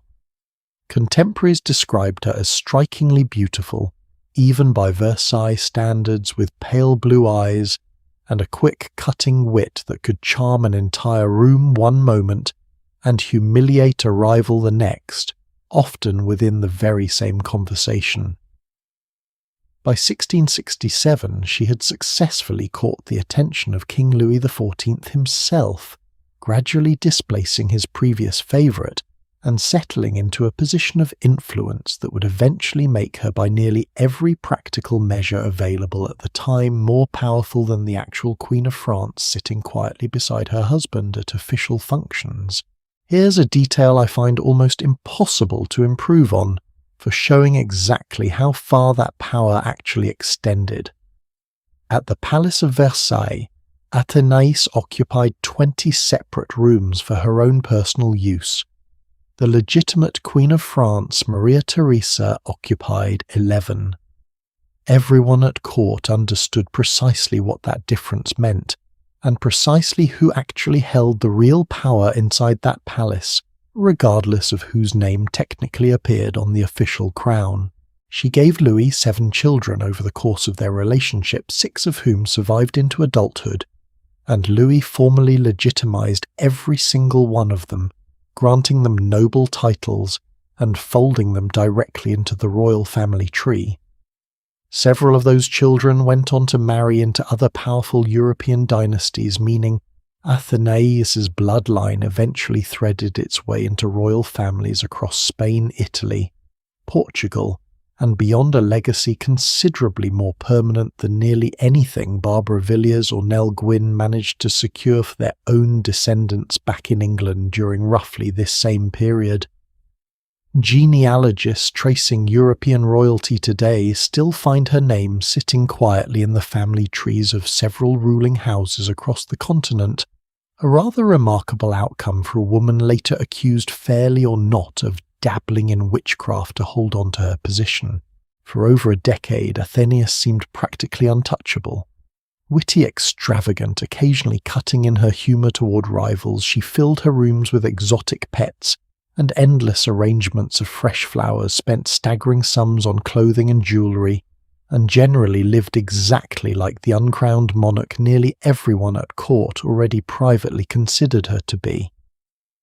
Ambassadors visiting Versailles from other countries reportedly learned quickly that securing Athénaïs's goodwill mattered almost as much as securing the king's own favour, since she frequently shaped which requests actually reached Louis's desk in the first place, and which quietly disappeared before ever getting that far. Then, in the late 1670s, a much younger woman named Marie-Angélique de Fontanges caught the king's wandering eye, and Athénaïs's decade of dominance suddenly looked considerably less permanent than it had appeared just months earlier. Fontanges rose quickly, briefly displacing Athénaïs as the king's clear favourite, only to fall suddenly and seriously ill herself, dying in 1681 at just around 20 years old. You can probably already guess what happened next, because we've walked through this exact pattern together more than once tonight already. Rumours erupted almost immediately that Athénaïs had poisoned her young rival out of pure jealousy, desperate to eliminate the one woman capable of permanently replacing her in the king's affections. Here's where I actually get to tell you something a little different than usual for once. Unlike Agnès Sorel, whose poisoning turned out centuries later to be entirely real, once modern forensic science finally caught up with the old rumours, historians examining Fontanges' death have found essentially no credible evidence that she was poisoned at all. Her health appears to have truly declined following a difficult, complicated childbirth, worsened further by the fairly brutal medical treatments doctors of the era routinely inflicted on already weakened patients. The poison in this particular case seems to have existed almost entirely inside the rumour itself, rather than inside Fontanges' actual body. Isn't that an interesting thing to sit with for a moment?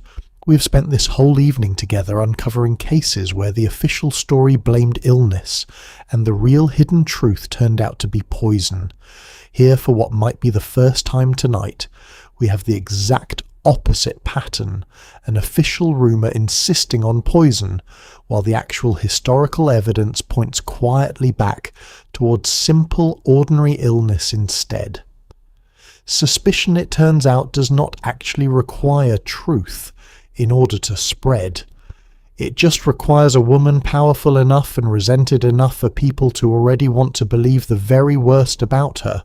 And unfortunately for Athenaeus, that particular reputation was about to collide head-on with the single darkest scandal French court ever produced, one we now remember as the Affair of the Poisons. Beginning around 1677, French authorities uncovered a sprawling underground network of fortune-tellers, poison sellers and self-described sorceresses operating across Paris, catering quietly to aristocratic clients, desperate for love potions, protective charms, or in the darkest cases, investigators uncovered poison intended for actual human targets. At the very centre of that entire network sat a woman known as La Voisin, arrested and eventually interrogated at length by royal investigators, determined to expose exactly how deep the corruption actually ran, under considerable pressure, and in more than one case under outright torture. La Voisin and several of her associates named names, and one of the names they repeated most insistently belonged to Athénais de Montespan.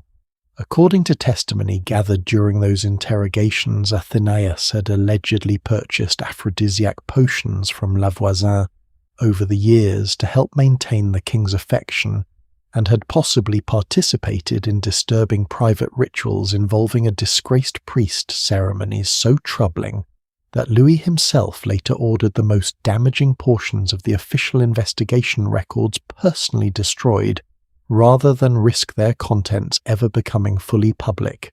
I want to be honest with you about something here because I think it matters enormously to how we understand the rest of this story. Nobody then or now has ever produced solid, independently verified proof that Athenaeus actually did any of what she stood accused of. The testimony came almost entirely from witnesses under enormous legal pressure, some of them facing execution themselves, with every incentive in the world to name a powerful, resented woman in exchange for leniency. Athenaeus was never formally charged with anything. She was never put on trial. She simply lived out the remainder of her time at court underneath a permanent cloud of suspicion that never fully lifted guilty in the eyes of half of Paris, regardless of what any actual court of law had or had not managed to prove against her. Have you noticed how familiar that particular pattern still feels even now, centuries later?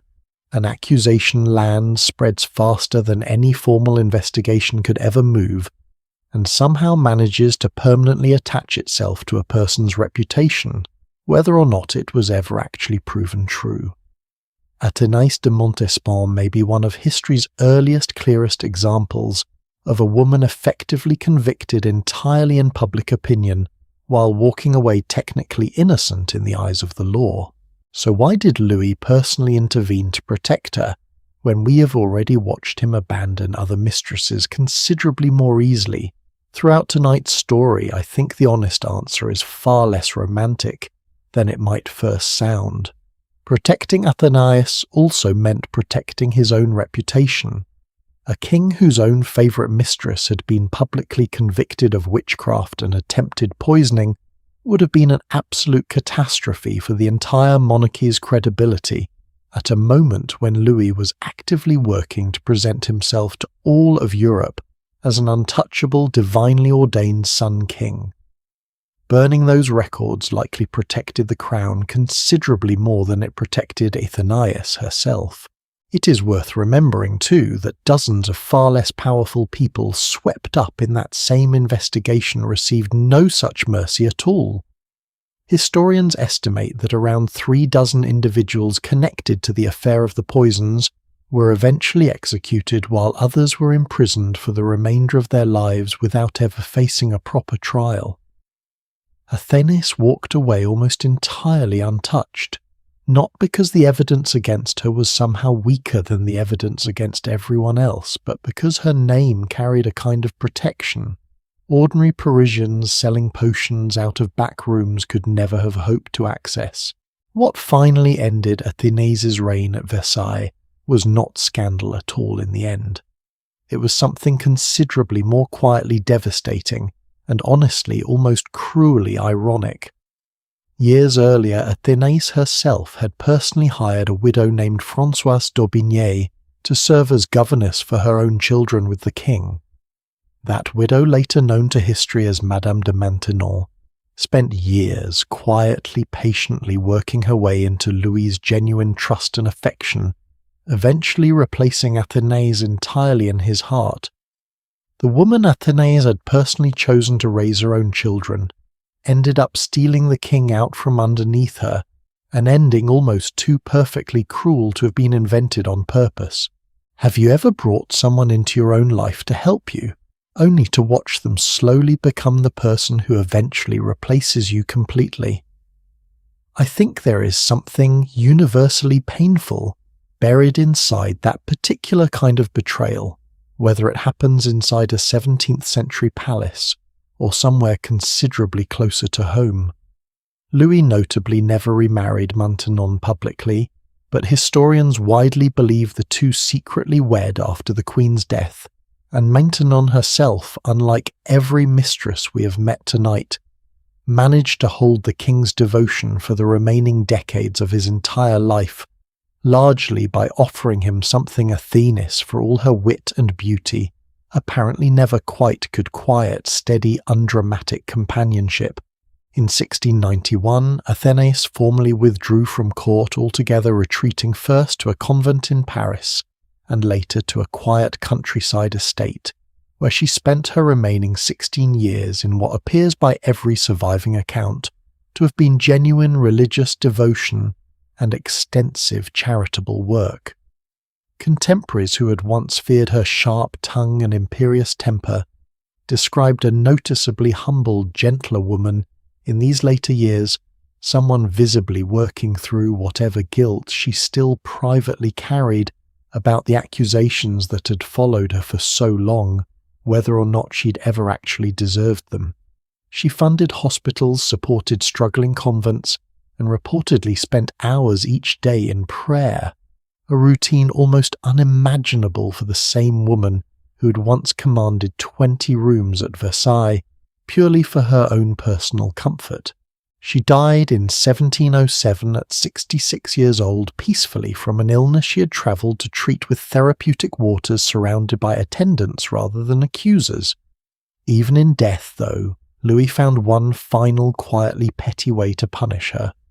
He formally forbade their own children from wearing mourning clothes in her honour, a small cold cruelty extended toward a woman he had once loved enough to build an entire section of Versailles around nearly 3 decades after their relationship had actually ended. Several of her children reportedly ignored that order in private anyway, quietly, withdrawing from public court gatherings for a time out of simple, unsanctioned grief for the mother who had raised them. When I step back and look at her entire story as a whole, I find Athénais de Montespan almost impossible to file neatly into either the villain or the victim category, and I suspect that discomfort is exactly the point. She was never formally proven guilty of anything, and yet she spent decades living underneath the weight of an accusation she could never fully outrun. She held more genuine day-to-day power than perhaps any other woman in this entire story, and still ended her life gently punished for a crime historians still cannot confirm she actually committed. Every single French royal court we've visited together tonight has been defined in one way or another by scheming rivalry, suspicion, and fear, women constantly measuring their own safety against everyone else's ambition.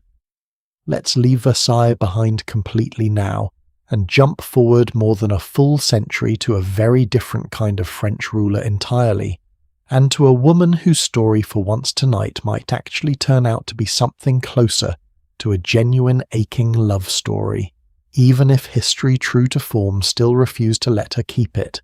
In the summer of 1807, a young Polish noblewoman was asked to do something for her own country that her country, technically speaking, no longer even had the power to ask of anyone, because by that point, Poland itself did not officially exist on a single map in Europe. Her name was Maria Walewska, And unlike almost every woman we have followed together tonight, her story does not really begin with a scheming court, a jealous rival, or a hungry ambition of her own. It begins with a nation that had already been erased, and a young woman who was told quite directly that saving it might depend on her. Let me set the scene properly, because I don't think this particular story lands the way it deserves to land without a little context first. By the time Maria was born in 1786, Poland had already spent decades being slowly carved apart by its three much larger, much hungrier neighbours, Russia, Prussia and Austria, in a series of political land grabs historians now simply call the partitions. 3 separate times across the late 1700s, these neighbouring empires simply reached across the map and helped themselves to another slice of Polish territory, until by the final partition, the country had been erased, entirely divided up between its neighbours, as though it had never existed in the first place. Maria's own father died fighting in one of the final desperate attempts to hold on to whatever independence remained, mortally wounded at the Battle of Maciejowice in 1794, a last doomed stand against the Russian army that historians still regard as one of the most heartbreaking moments in the entire struggle for Polish independence. He left his family behind in a country that would, within a single year of his death, cease to officially exist at all. Maria grew up quite literally inside the memory of a homeland that had already been wiped off the map by the time she was old enough to understand what that actually meant. She was privately educated, and here's a small detail I find delightful enough to share, even though it barely affects the main story. One of her childhood tutors happened to be a man named Nicholas Chopin, whose own son would later grow up to become one of the most celebrated composers in the entire history of classical music. Small world even in the middle of a national tragedy. At 17, Maria was married off to a man named Anastazy Kolona-Walewski, a wealthy Polish nobleman who was by most accounts nearly 70 years old at the time. In her own later writings, Maria was fairly direct about how little say she actually had in that decision, describing herself as pushed into the marriage by her own family against her own true wishes. Now here's a question worth sitting with for a moment before we move any further into this story. What does a teenage girl married off to a man old enough to be her great-grandfather actually owe her country, once that same country comes asking for an entirely different kind of sacrifice a few years later? Because that is exactly the position Maria found herself in by 1807. Napoleon Bonaparte's armies had recently crushed Prussia, and Napoleon, in a move that sent waves of desperate hope rippling through every corner of occupied Poland, established something called the Duchy of Warsaw, a semi-independent Polish state carved directly out of former Prussian territory. For the first time in over a decade, Polish patriots sincerely believed real independence might actually be within reach again if only they could keep Napoleon personally invested in their cause. And Polish nobility, along with several prominent patriotic leaders, decided the surest way to keep Napoleon personally invested was to place a beautiful married young noblewoman directly in his path. I want to be honest with you about how uncomfortable that part of the story actually is, because I don't think glossing over it does Maria any real favours. According to her own later memoirs dictated to a secretary shortly before her death, Maria resisted this pressure for some time, deeply reluctant to become involved with Napoleon at all.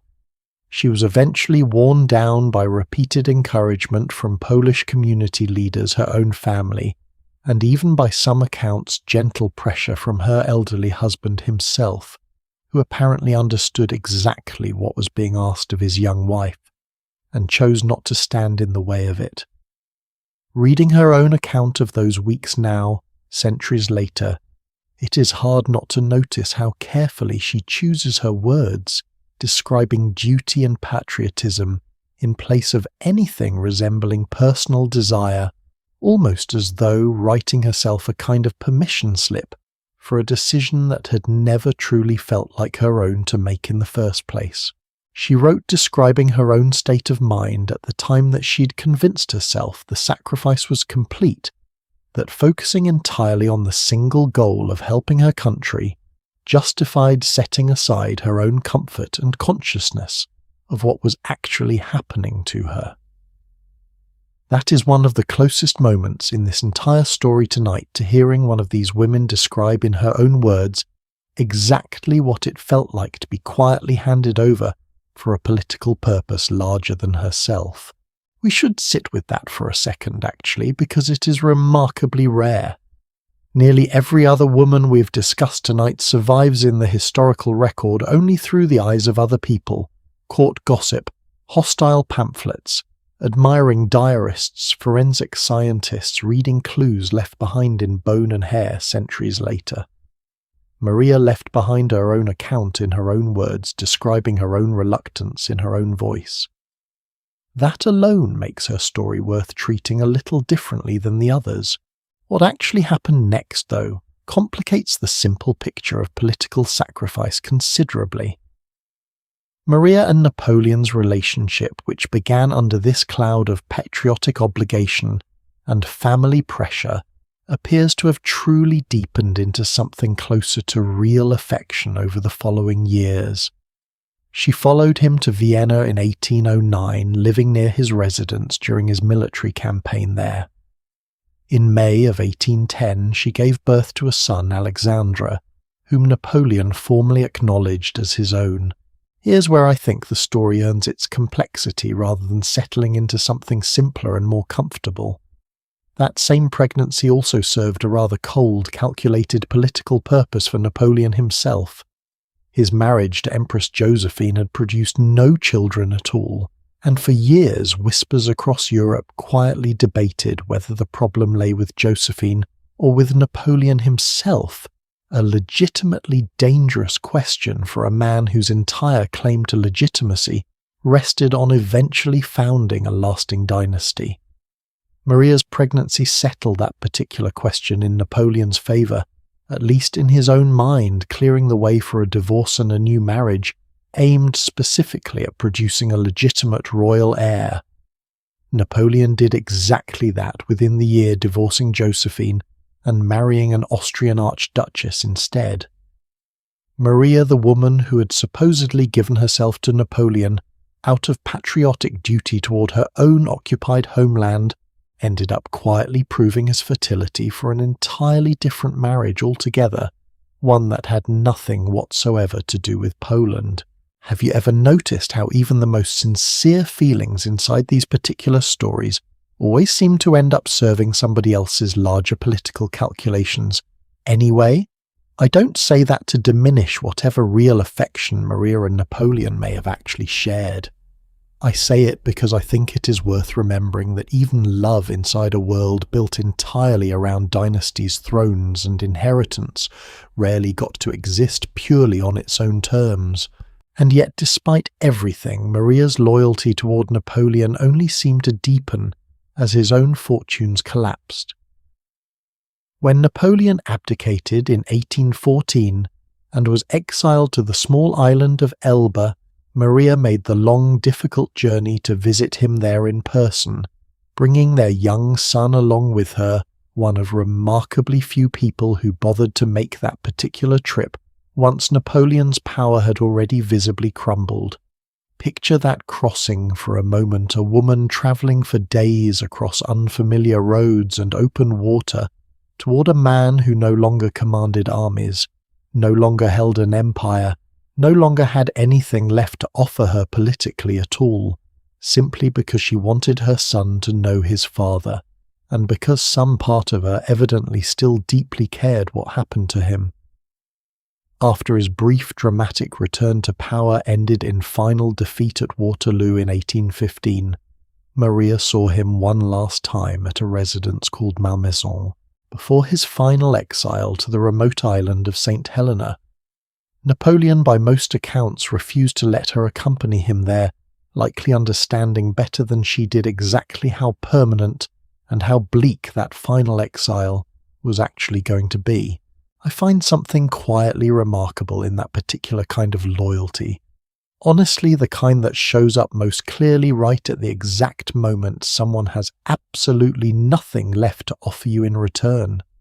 Maria was not chasing power by visiting a defeated, exiled former emperor on a tiny island in the Mediterranean. Whatever she felt for him by that point, it had clearly moved well beyond politics entirely. But Maria's own story did not simply end alongside Napoleon's, and I think that matters too. In 1812, she formally divorced her elderly first husband, securing half his considerable estate in the process, and combined with financial support Napoleon had already arranged for her, she emerged from that period as a wealthy, independent woman in her own right. That alone sets her apart from nearly every other woman in this story, a mistress who left her royal relationship not empty-handed and discarded, but financially secure and entirely on her own terms. In 1816, she remarried, this time by all accounts for love rather than duty, to a French military officer named Philippe Antoine, who happened to be Napoleon's own cousin, connecting her permanently one way or another to the same family her earlier sacrifice had once been aimed at supporting. Isn't there something almost fitting about that particular detail? The woman once pushed toward Napoleon for entirely political reasons ended up choosing on her own, years later to spend the rest of her life with a man from that same family purely because she wanted to. The marriage was happy by every surviving account, but it did not last long. Maria became pregnant again almost immediately, and in January of 1817, during a visit back to her homeland, doctors diagnosed her with a serious kidney condition, one that the physical strain of pregnancy only made considerably worse. Her son Rodolphe was born that June in Belgium, and Maria, already gravely ill, never fully recovered afterward. She died in Paris on the 11th of December 1817 at just 30 years old. I want to pause on this particular ending for a moment, because out of every death we've examined together across this entire evening, hers might actually be the least dramatic, and somehow, precisely because of that, one of the most quietly devastating. Nobody poisoned Maria Walewska. No court turned against her. No revolution came for her. No scandal destroyed her reputation. She died from a kidney illness worsened by childbirth, a fate that claimed the lives of women across every single social class throughout this entire era, from the poorest farmer's wife to the wealthiest countess in France, with almost no regard whatsoever for status, beauty, or royal connections. Maria's ending was not a dramatic historical scandal at all. It was simply what childbirth cost an enormous number of women during this particular period of history, regardless of who they happened to love. Every single woman in this story so far has died because of something someone else decided to do to her: a rival's poison, a court's judgment, a mob's fury. Maria's own body simply gave out under the strain of bringing new life into the world, an ending so ordinary for her era that hardly anyone at the time treated it as a tragedy worth writing home about, even though it absolutely was one. It is worth remembering whenever we tell these grand dramatic stories about queens and mistresses and scandal, that far more women across history were quietly lost, this same way to childbirth, to illness, to nothing more sinister than their own bodies simply not being given the medical care they needed to survive it.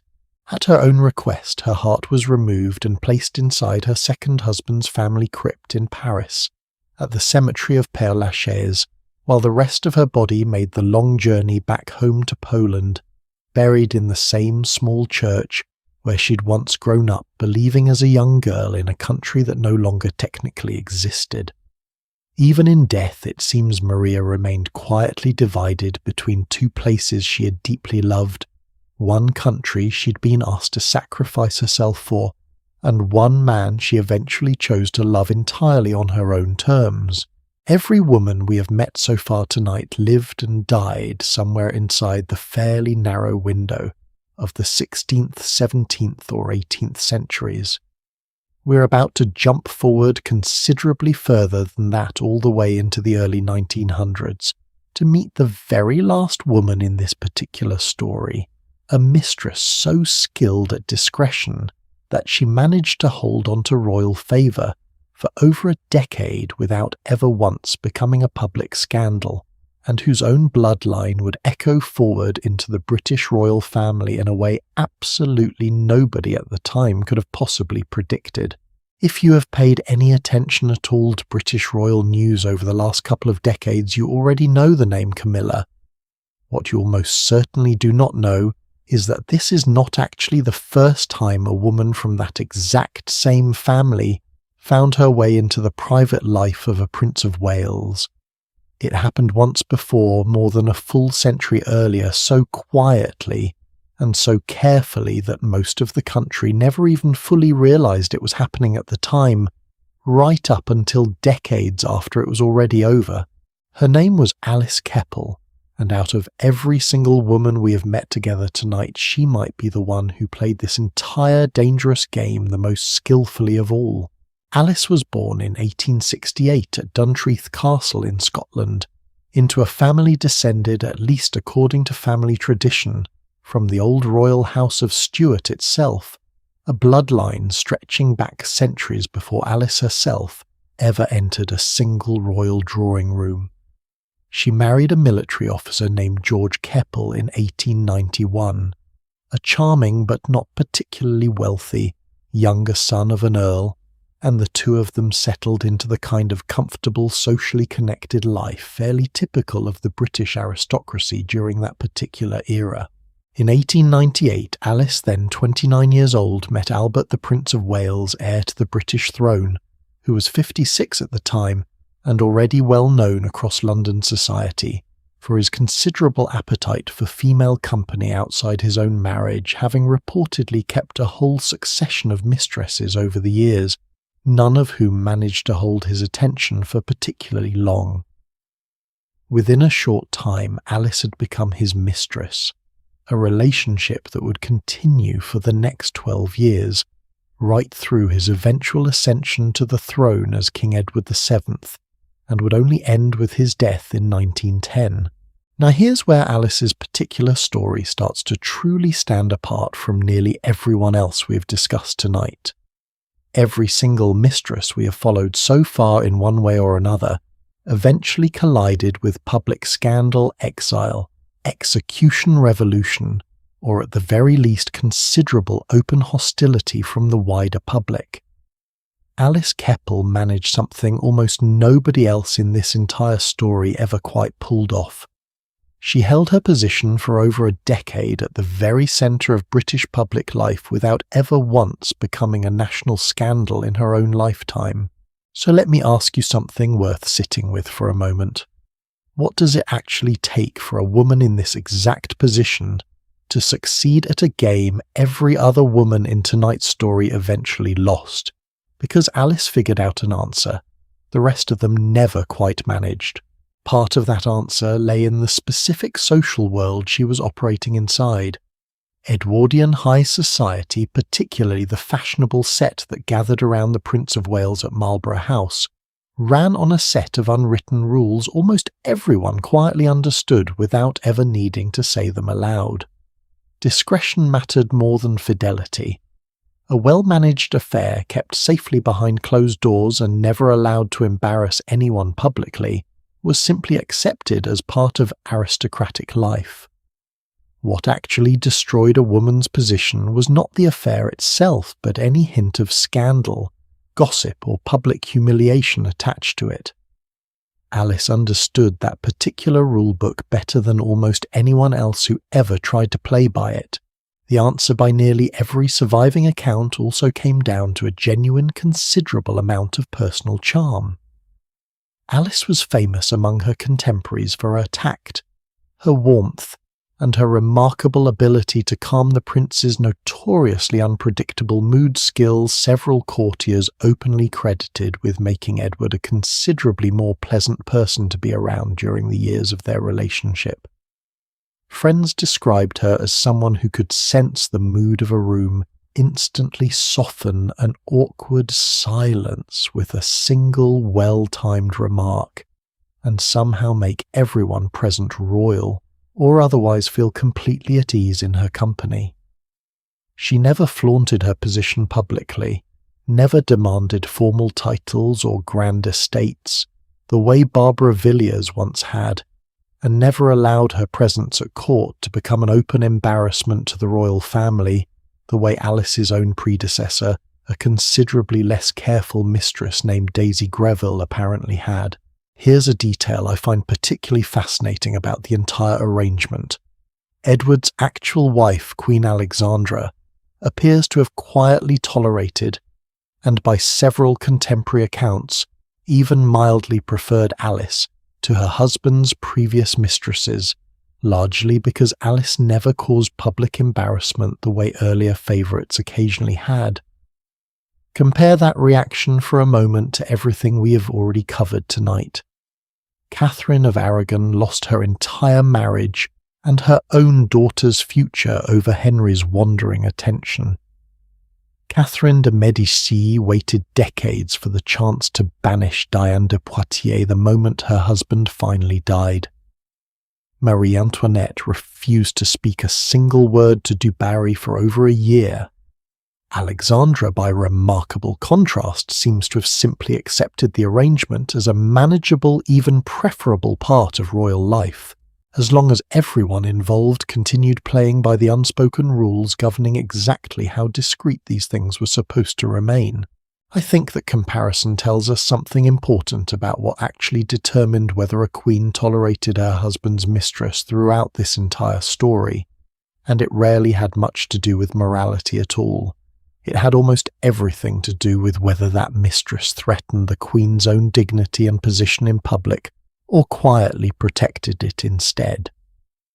Alice was also, by all accounts, truly fond of Alexandra, personally careful never to overstep in a way that might cause the queen real pain, a small courtesy almost none of the other mistresses in this story ever seem to extend toward the wife, standing quietly beside their own royal lover.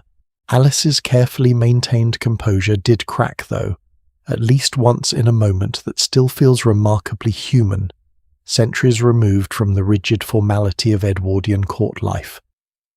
In May of 1910, as Edward lay dying, Alice was actually permitted to visit his bedside, a request the king himself had apparently made. But once there, she reportedly became so overcome with grief that she had to be physically removed from the room by members of the royal household, distraught and insisting through her tears that she had done nothing wrong and had no idea what would become of her now. It is a strikingly vulnerable moment from a woman who had spent 12 entire years perfecting the art of never once appearing anything less than perfectly composed in public, the one time her careful discretion finally gave way to plain, unguarded grief. Isn't it strange in a way how the most composed people we know often turn out to be hiding the deepest feelings underneath all that careful control, and how it usually takes something as final as a deathbed to actually see it? Alice spent 12 years never putting a single foot wrong in public, and it apparently took losing the one man who mattered most to finally crack that composure open, if only for a few brief, uncontrolled minutes. Alice had 2 daughters from her marriage to George, and their own lives afterward turned out almost as dramatically different from each other as it is possible to imagine. Her elder daughter, Violet, grew up to conduct her own passionate, deeply scandalous relationship with the writer Vita Sackville West, a story practically famous enough to deserve its own telling on some other evening entirely. Her younger daughter, Sonia, lived a considerably quieter life, by comparison, married respectably, and without anyone at the time having the faintest idea it would ever matter, became the grandmother of a girl who would one day grow up to marry a future King of England, After Edward's death, Alice and George left Britain for a period eventually settling permanently in Italy by 1925 in a beautiful villa near Florence called the Villa dell'Ombrellino, a home with its own remarkable history, having once belonged to the astronomer Galileo, and later to an Italian poet and an American scholar, long before the Keppels ever arrived to make it their own. Alice spent much of the rest of her long life there, occasionally returning to England, including during the years of the Second World War, before settling back in Italy again once the war had finally ended. Beyond her role as royal companion, Alice also carved out a genuine social position of her own, hosting gatherings that drew politicians, diplomats and writers alike, and by several accounts occasionally being quietly consulted on matters well beyond simple gossip, a level of influence considerably rarer for a mistress operating almost entirely behind the scenes, rather than at the centre of official court life the way Pompadour once had. She kept her sharp wit fully intact, well into old age too. In 1936, when Edward VIII, grandson of her own former royal lover, shocked the entire world by abdicating the British throne in order to marry an American divorcee, Alice, dining out that evening, reportedly remarked quite dryly that things had been managed considerably better back in her own day. Given everything we now know about exactly how carefully and how successfully she had once managed her own royal affair, I think she had more than earned the right to that particular observation. Alice Keppel died on the 11th of September 1947 at her villa in Italy from cirrhosis of the liver at 79 years old, a death connected directly to decades spent inside a social world built almost entirely around wine, late dinners, and the kind of easy, constant indulgence available to wealthy aristocrats who never really had to worry about consequences catching up with them. It is worth noticing how different that particular ending feels compared to nearly everyone else we have discussed tonight. No poison, no scandal, no execution, simply a long, comfortable life, gradually catching up with the body carrying it decades after the danger of scandal had already passed her by entirely. Her husband George, who had remained married to her for 56 years despite everything, reportedly could not bear the loss. He died just 2.5 months later at the Ritz Hotel in London, in what friends described simply as a man who had quietly lost his will to continue on without her. Now here's the detail I promised you at the very beginning of this story, the one that turns Alice Keppel from simply another discreet Edwardian mistress into something considerably more remarkable within the larger story we've been telling all night long. Through her younger daughter, Sonia Alice Keppel is the great-grandmother of Camilla, the current queen wife of King Charles III, and once, decades ago now, the woman at the centre of Charles's own long complicated relationship before his eventual marriage to her. Sit with that for just a moment, because I don't think it is an exaggeration to call it one of the strangest, most oddly poetic coincidences in this entire evening's worth of stories. More than a full century after Alice Keppel quietly, carefully managed her own relationship with a Prince of Wales who would go on to become king, her own great-granddaughter found herself in a strikingly similar position with an entirely different Prince of Wales generations later. Except this time, unlike literally every single mistress we have discussed together tonight, that relationship did not end in exile, execution, scandal, or quiet tragedy. It ended eventually in an actual marriage and an actual crown. Think back for a moment to Anne Boleyn, all the way at the beginning of tonight's story, the one mistress who refused to accept anything less than an actual crown of her own, and paid for that ambition with her life.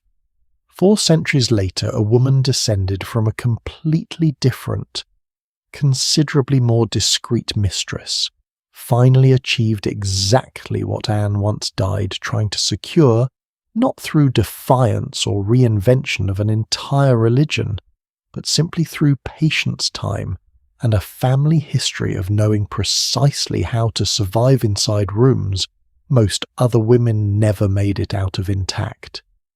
History rarely offers up an ending quite that clean, and I find it almost impossible not to notice the shape of it. Do you think Alice Keppel, wherever she is now, would find that particular twist of family history amusing? Or would she simply consider it exactly the kind of outcome a properly discreet woman deserves after playing this particular game as skillfully as she once did? I have to admit I find myself hoping it is the former. A woman that's sharp, that composed, and that quietly aware of her own place in history surely would have appreciated the joke. We have now met 10 remarkable women together across nearly 5 centuries, from the gilded chateau of Renaissance France all the way to the drawing rooms of Edwardian London. But before we finish this story completely, I think it is finally time we went back and asked a considerably harder question about several of the women you've already met tonight. How much of what you actually heard was true, carefully verified by historians and forensic science alike? And how much of it, if we are being completely honest with each other, was simply the version certain powerful men found most convenient for history to remember? Out of the 10 women whose stories we have just walked through together tonight, how many of them do you think were actually poisoned? Take a real guess right now before I tell you the answer. If your number landed somewhere near all 10, you are far from alone in that instinct, and you are also, it turns out, almost entirely wrong. The real answer is 2, only 2 out of 10. And even one of those 2 cases still carries a genuine unresolved question mark hanging over exactly how it happened. I think that particular gap between what we instinctively expect and what the actual historical record shows us is worth spending real time on tonight, because it tells us something considerably bigger than just these 10 specific women. It tells us something about how we collectively across centuries have always told stories about powerful women who die before their time. This is not really the kind of segment where I hand you another biography and let you drift off to the sound of one more life unfolding from beginning to end. Consider this more of a quiet audit, a chance to hold everything we have covered tonight up to the light together and see which parts hold up under real scrutiny and which parts turn out to be exactly the kind of story people simply preferred to believe. Let's sort through what we actually confirmed together tonight one more time, but through a slightly different lens this time around. Diane de Poitiers truly was poisoned, chronic gold poisoning confirmed through modern forensic testing on her own preserved remains. But nobody handed her that poison in secret. She drank it herself willingly for decades, chasing a beauty ideal an entire era convinced her was worth pursuing at any cost. Agnès Sorel also actually was poisoned mercury, this time confirmed by the exact same category of modern forensic science. But whether that mercury arrived through a jealous prince's deliberate cruelty or through a doctor's tragically miscalculated medical treatment remains a question historians still cannot fully answer, even now 20 years after her exhumation. 2 women out of 10. That means 8 full stories tonight. 80% of everything we covered had absolutely nothing to do with poison at all, despite what popular imagination historical romance novels, and honestly more than a few overconfident documentaries have quietly implied over the years. Anne Boleyn was executed through a legal system deliberately weaponized against her. Madame du Barry was executed by an entire social order, violently overturning itself. Madame de Pompadour, Nell Gwyn, Barbara Villiers and Alice Keppel all died from various combinations of illness, exhaustion, and the accumulated toll of the particular paths they each chose to walk. Maria Walewska died from complications of childbirth, a fate she shared with an enormous, largely unrecorded number of women across every level of society during her era.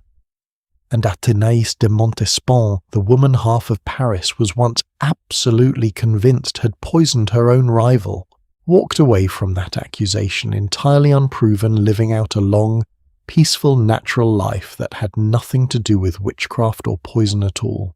So why does poison feel like the obvious answer for practically all of them, even when the actual evidence points somewhere else entirely? Here's part of it, honestly. Fiction loves a poisoner.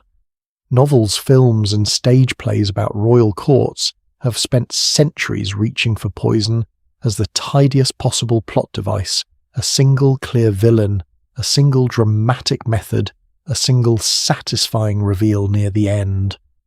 The messier truth that most of these women died from ordinary illness, exhausted bodies, or brutal politics dressed up as due process simply does not sell nearly as many tickets.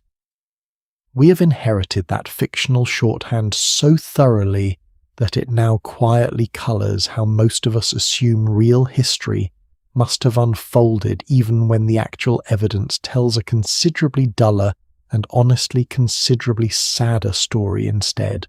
But I have a second theory too, and I think it says even more about how societies across hundreds of years have handled the specific discomfort of powerful women. Poison throughout most of European history carried a very particular reputation. It required no physical strength, no public confrontation, no open declaration of hostility.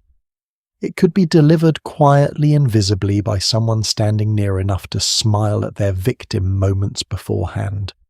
For centuries, that particular profile got attached again and again, almost exclusively to women painted as the weapon of choice for anyone too clever, too patient, or too dangerous to fight anyone directly out in the open. By the time the actual affair of the poisons erupted in Paris, that assumption had already hardened into something resembling official government suspicion, an entire royal investigation built partly on the premise that ambitious women and secret poison simply belong together. Here's the question I actually want you to sit with for a moment. When a powerful man in this era died suddenly, people generally assumed illness, misfortune, or the simple, unglamorous reality of pre-modern medicine failing him. When a powerful woman died suddenly, especially one who had climbed considerably higher than her birth, technically allowed the assumption almost automatically shifted toward poison, towards secret plots, towards some hidden villain finally settling a score. We watched that exact pattern play out with Agnès Sorel, whose entire court reached for poison within hours of her death. We watched it again with Athénaïs, accused for years of murdering a rival who, as it turns out, was never actually murdered at all. Does any of that sound completely unfamiliar to you? Or does it maybe remind you a little of how quickly rumours still spread today the moment anyone even slightly famous experiences a sudden unexplained downturn in their own life? I don't think our appetite for a tidy villain-shaped explanation has actually changed nearly as much as we like to believe it has across all these centuries. Modern culture still gravitates toward the exact same instinct, wrapped in slightly different packaging. A public figure vanishes from view for a few weeks, and speculation fills in the blanks long before any actual explanation arrives. A sudden death gets picked apart online within hours, theories multiplying faster than any real information ever could. We simply prefer a story with a clear cause and clear blame attached to it, over the far more common, far less satisfying reality that most lives and most deaths are actually more complicated and more ordinary than the version that ends up going viral. There is a second pattern worth naming here too, one we have circled back to more than once tonight, without ever quite spelling it out directly. Several of these women became convenient scapegoats for problems that had almost nothing to do with them personally. Madame de Pompadour absorbed public blame for military losses during the 7 Years' War decisions, ultimately made by generals and ministers, who happened to be considerably harder targets for an angry public to reach. Athénaïs absorbed suspicion for a rival's death that turned out to be nothing more sinister than a difficult childbirth. Even Madame du Barry decades later became a convenient symbol of royal excess for revolutionaries who somehow found it easier to send a former mistress to the guillotine than to fully reckon with the entire system of inherited privilege that had actually produced her position in the first place. In every one of these cases, blaming the mistress was simply easier and considerably safer than blaming the king himself or the men actually running his government. Let's talk about a few other misconceptions worth clearing up too, because I think popular imagination has considerably distorted several of these women beyond recognition over the centuries. The first misconception is that a royal mistress was almost by definition a powerless victim, a pretty young woman with no real agency of her own, simply along for whatever ride a king decided to take her on. Nothing we covered tonight actually supports that picture. Madame de Pompadour ran cultural policy, funded the encyclopédie and shaped foreign alliances. Athénée de Montespan commanded 20 rooms at Versailles and legitimized 6 royal children. Barbara Villiers forced an entire royal court to formally acknowledge children a king privately doubted. These were not passive women waiting quietly for a man's attention. Several of them were among the most powerful political operators of their entire era, mistress being simply the title attached to that power rather than the full extent of it. The second misconception is nearly the opposite problem, the assumption that every single one of these women was purely calculating, purely strategic, using beauty and charm as cold, deliberate tools with no real feeling involved at all. Maria Walewska's story alone should complicate that picture considerably. What began as calculated political pressure from her own community actually deepened into something that looked by every surviving account, including her own memoirs, like real affection. Nell Gwyn's devotion to Charles II and his own deathbed concern for her welfare feels like something considerably warmer than pure political calculation on either side. The third misconception is the idea that only aristocratic women born already near power ever truly succeeded at this dangerous game, while women from poorer backgrounds were simply destined for disaster from the start.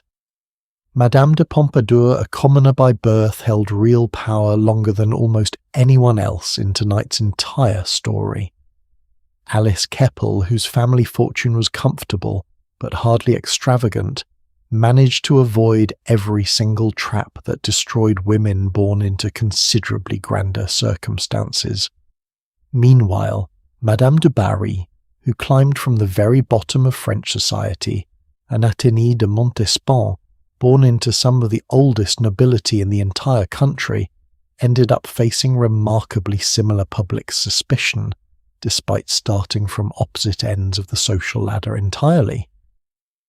Birth, it turns out, predicted almost nothing about how any of these stories eventually ended. The fourth misconception, and I think this one might be the most persistent of all, is the idea that beauty alone explains why any of these women succeeded.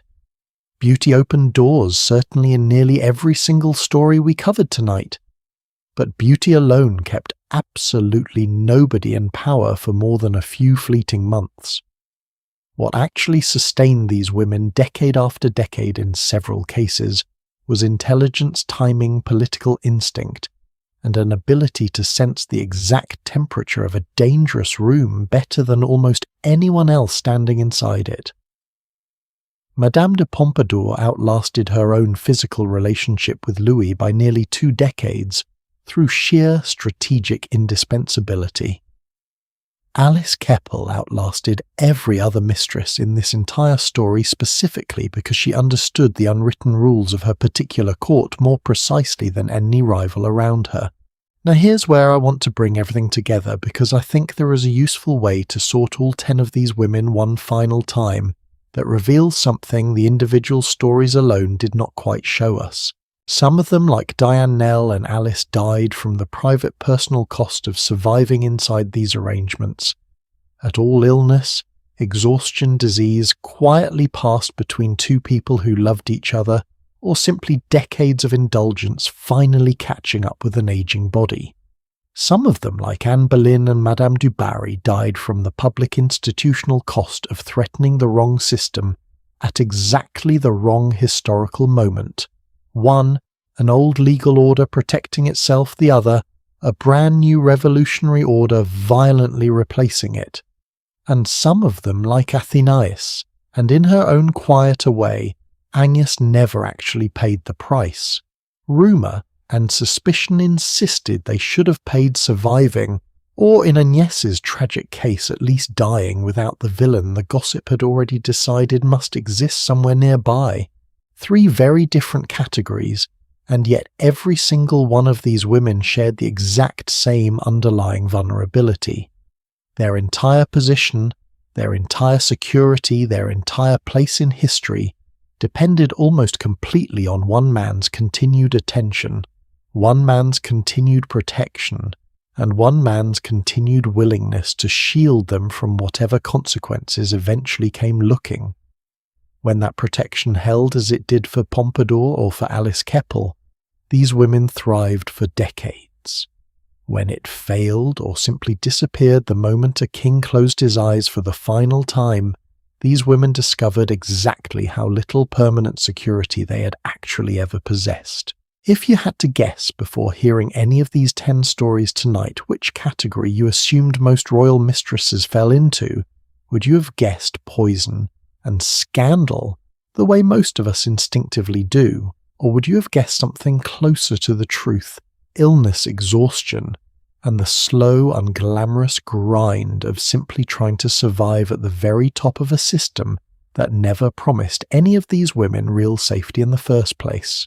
I think that is really the heart of what tonight's entire journey has been quietly building toward.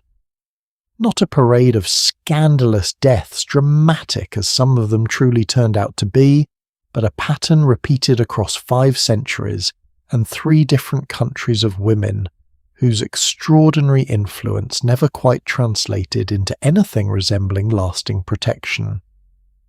Power borrowed from someone else, no matter how completely you manage to wield it, while it lasts, has an expiration date attached to it that the person holding the original power rarely has to think about at all.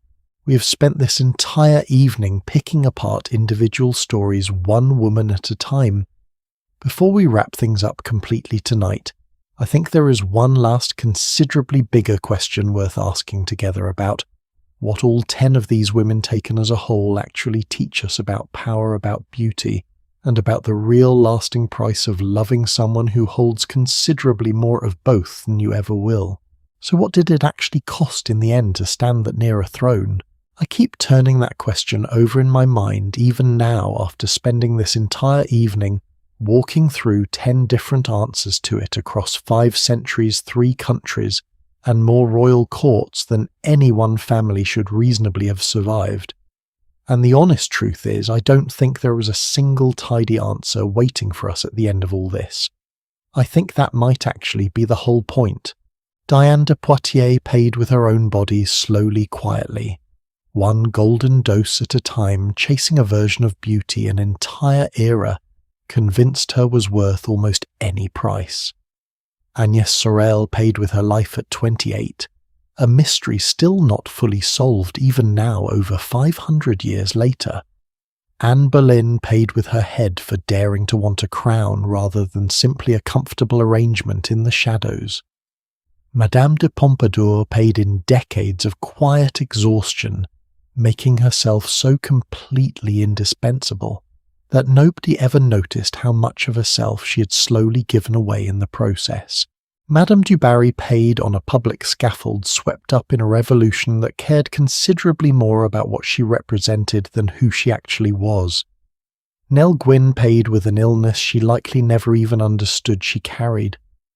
Barbara Villiers paid with a body that finally gave out from decades of never once choosing to want less.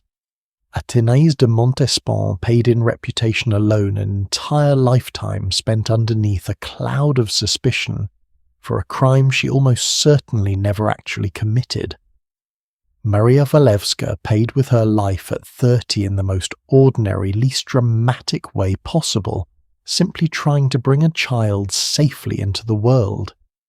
and Alice Keppel, the one woman in this entire story who somehow managed to walk away with her reputation fully intact, still paid eventually in the slow toll. A lifetime of comfortable indulgence quietly takes on a body decades after the danger of scandal had already passed her by completely. 10 different women, 10 completely different endings. And yet somehow underneath every single one of those stories, the exact same quiet arrangement kept repeating itself over and over again across 500 years of European history. A woman steps near enough to real power to touch it, to borrow some small piece of it for herself, and in exchange she accepts a level of risk the man standing beside her almost never has to think about at all. Here's something I noticed putting these 10 stories side by side tonight that I don't think comes through when you only hear one of them at a time. Notice how differently each country in this story chose to punish the women who fell out of favour. France again and again reached for something public, something theatrical, a scaffold, a guillotine, a formal trial designed as much for the watching crowd as for the woman actually standing accused. England, by contrast, mostly preferred its punishments quieter. A cold shoulder from a queen, a title simply never granted a slow fade back into obscurity nobody bothered to properly document. Neither approach was kinder, not really. One simply made its cruelty into a public spectacle, and the other buried it quietly enough that history barely noticed it happening at all. Maria Walewska's story sits slightly apart from both of those patterns, and I think that is worth noticing too. Poland never had the chance to punish her at all, because Poland for most of her life did not exist as a country capable of punishing anyone. Her risk came from an entirely different direction, not a jealous court turning against her, but a nation asking her to hand over pieces of her own life for a cause considerably larger than any single royal romance. 3 very different countries, 3 very different systems of consequence, and yet every single one of them in its own particular way still ultimately settled its bill, with the woman standing closest to power rather than the man who actually held it. I find myself wondering honestly whether any country throughout this entire 500-year stretch ever managed to treat these women with anything resembling real fairness.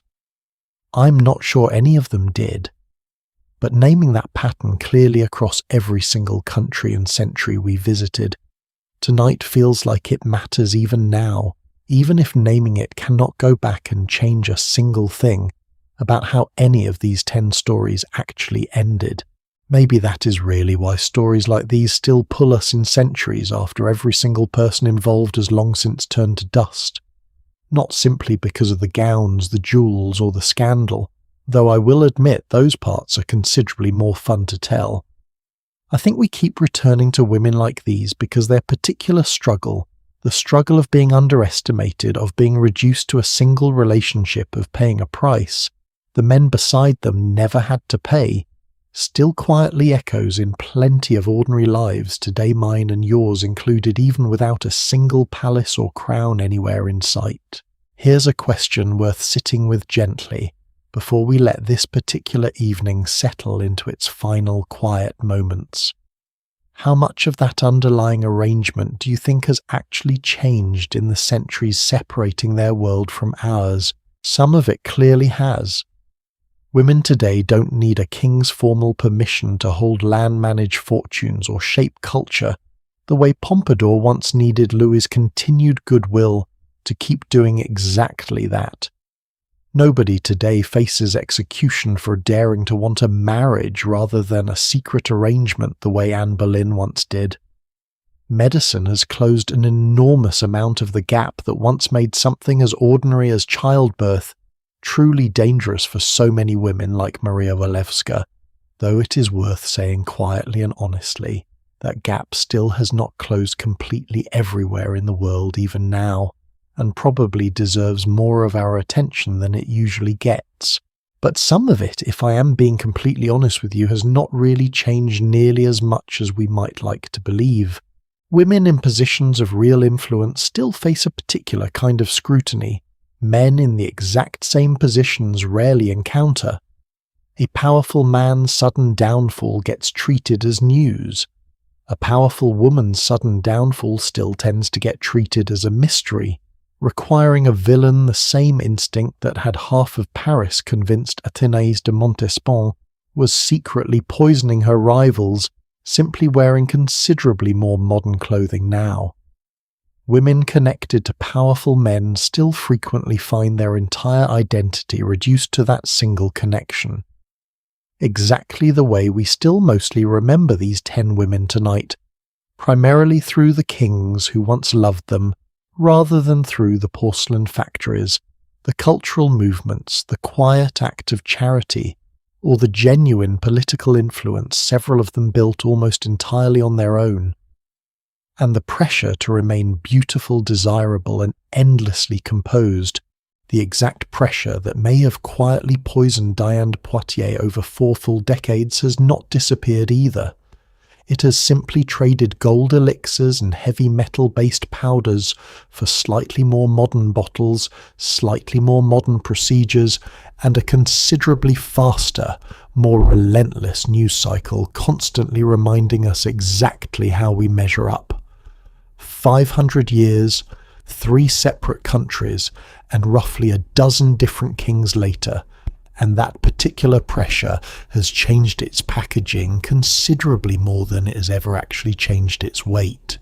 If there is a small practical lesson tucked away somewhere inside all 10 of these stories, I think it might be this. The women who fared best over the longest stretch of time were rarely the ones who relied purely on being desired. Pompadour outlasted her own physical relationship with a king by nearly 20 years, because she built herself into someone considerably harder to simply replace. Alice Keppel protected herself for over a decade not through beauty alone, but through discretion, patience, and a sharp understanding of exactly which rules actually mattered. Even Maria Walewska, in her own quieter way, secured her own financial independence before ever remarrying, refusing to let her entire future rest on a single man's continued goodwill a second time. Whatever position any of us happen to hold today in a career, a relationship, a family, a community, there is something worth borrowing from that particular pattern. Being wanted might open a door. It rarely keeps that door open on its own for very long all by itself. There is a second, gentler lesson buried in here too, one I don't want to lose underneath all this talk of strategy and survival. Not every part of these 10 stories was calculation. Maria truly fell for the man her own country first pushed her toward. Nelgwyn's king thought of her by his own account right up until his final breath. Even inside a system built almost entirely around convenience, power, and quiet transaction, real affection still occasionally found its way through the cracks. I think that detail matters just as much as any of the harder lessons tonight. These were not simply strategic women playing an endless political game from beginning to end. They were also unmistakably human beings capable of loving, and occasionally being loved back exactly as completely as anyone else in this entire story. If there is one thing I would dearly love for you to carry with you from this entire evening together, it would be this. Every single one of these women was so considerably more than the men who briefly noticed them, more than the scandal attached to their name, more than the single-sentence history eventually chose to remember them by. Diane de Poitiers managed royal finances more skillfully than most of the men around her. Agnès Sorel helped pull an entire broken kingdom back from the edge of collapse at a moment when its own king had nearly given up on himself completely. Pompadour helped fund some of the greatest intellectual work of the entire Enlightenment. Nell Gwyn built one of the very first careers women were ever legally permitted to have on an English stage. Barbara Villiers survived and outmaneuvered an entire royal court for over a decade through sheer force of will alone. Alice Keppel quietly shaped the private conversations of an entire kingdom for over 10 years, without a single formal title to her name. Athénaïs de Montespan's bloodline quietly threads through royal families across the entire European continent even now. These were not simply footnotes attached to powerful men. They were each in their own particular way remarkable enough to still be worth remembering 500 years later, on a quiet night like this one, long after every single king who once claimed to love them has been reduced to little more than a name in a history book. I hope wherever you're listening from tonight that this story gave you something a little different than you expected when you first pressed play. Not just poison and palaces and scandal, though there was certainly plenty of that too, but something a little closer to genuine understanding of 10 women who lived, loved, suffered and occasionally triumphed inside a world that rarely gave them the credit or the safety they actually deserved. Let your eyes rest now if they haven't already. Let the weight of the day, whatever it happened to bring you, settle a little further into the mattress beneath you. There is nowhere else you need to be right now. Somewhere in France tonight an old stone chapel sits quiet and empty, exactly the way it has for centuries, holding nothing now but dust and cold stone, and the faint lingering memory of a woman who once drank gold to stay beautiful forever. Somewhere in England a small church continues standing exactly where it has always stood its walls, holding the memory of an orange cellar the whole city once dearly loved. Somewhere in Poland a small family crypt keeps quiet watch over a heart that made its own long journey home, decades after the woman it once belonged to had already said her final goodbye to the man she loved. And nothing else you need to think about tonight except perhaps this one quiet, gentle thought. Somewhere centuries ago, 10 women once lived through everything we just walked through together. Candlelit rooms, cold rivers at dawn, quiet gardens filled with flowers nobody else was allowed to touch. And somehow all these years later their stories still found their way to you tonight, right here in the dark, exactly when you needed something soft to fall asleep to. Thank you sincerely for spending this entire evening with me. Whether you joined right from the very beginning or drifted in and out somewhere along the way, I'm simply grateful you chose to spend these quiet hours here tonight instead of anywhere else. If any part of tonight's journey stayed with you, settled somewhere quietly in the back of your mind, I would love nothing more than to have you back here again soon for another story, another quiet evening, another handful of remarkable lives worth remembering properly. Rest well wherever you are, and I will see you again very soon for whatever story comes next.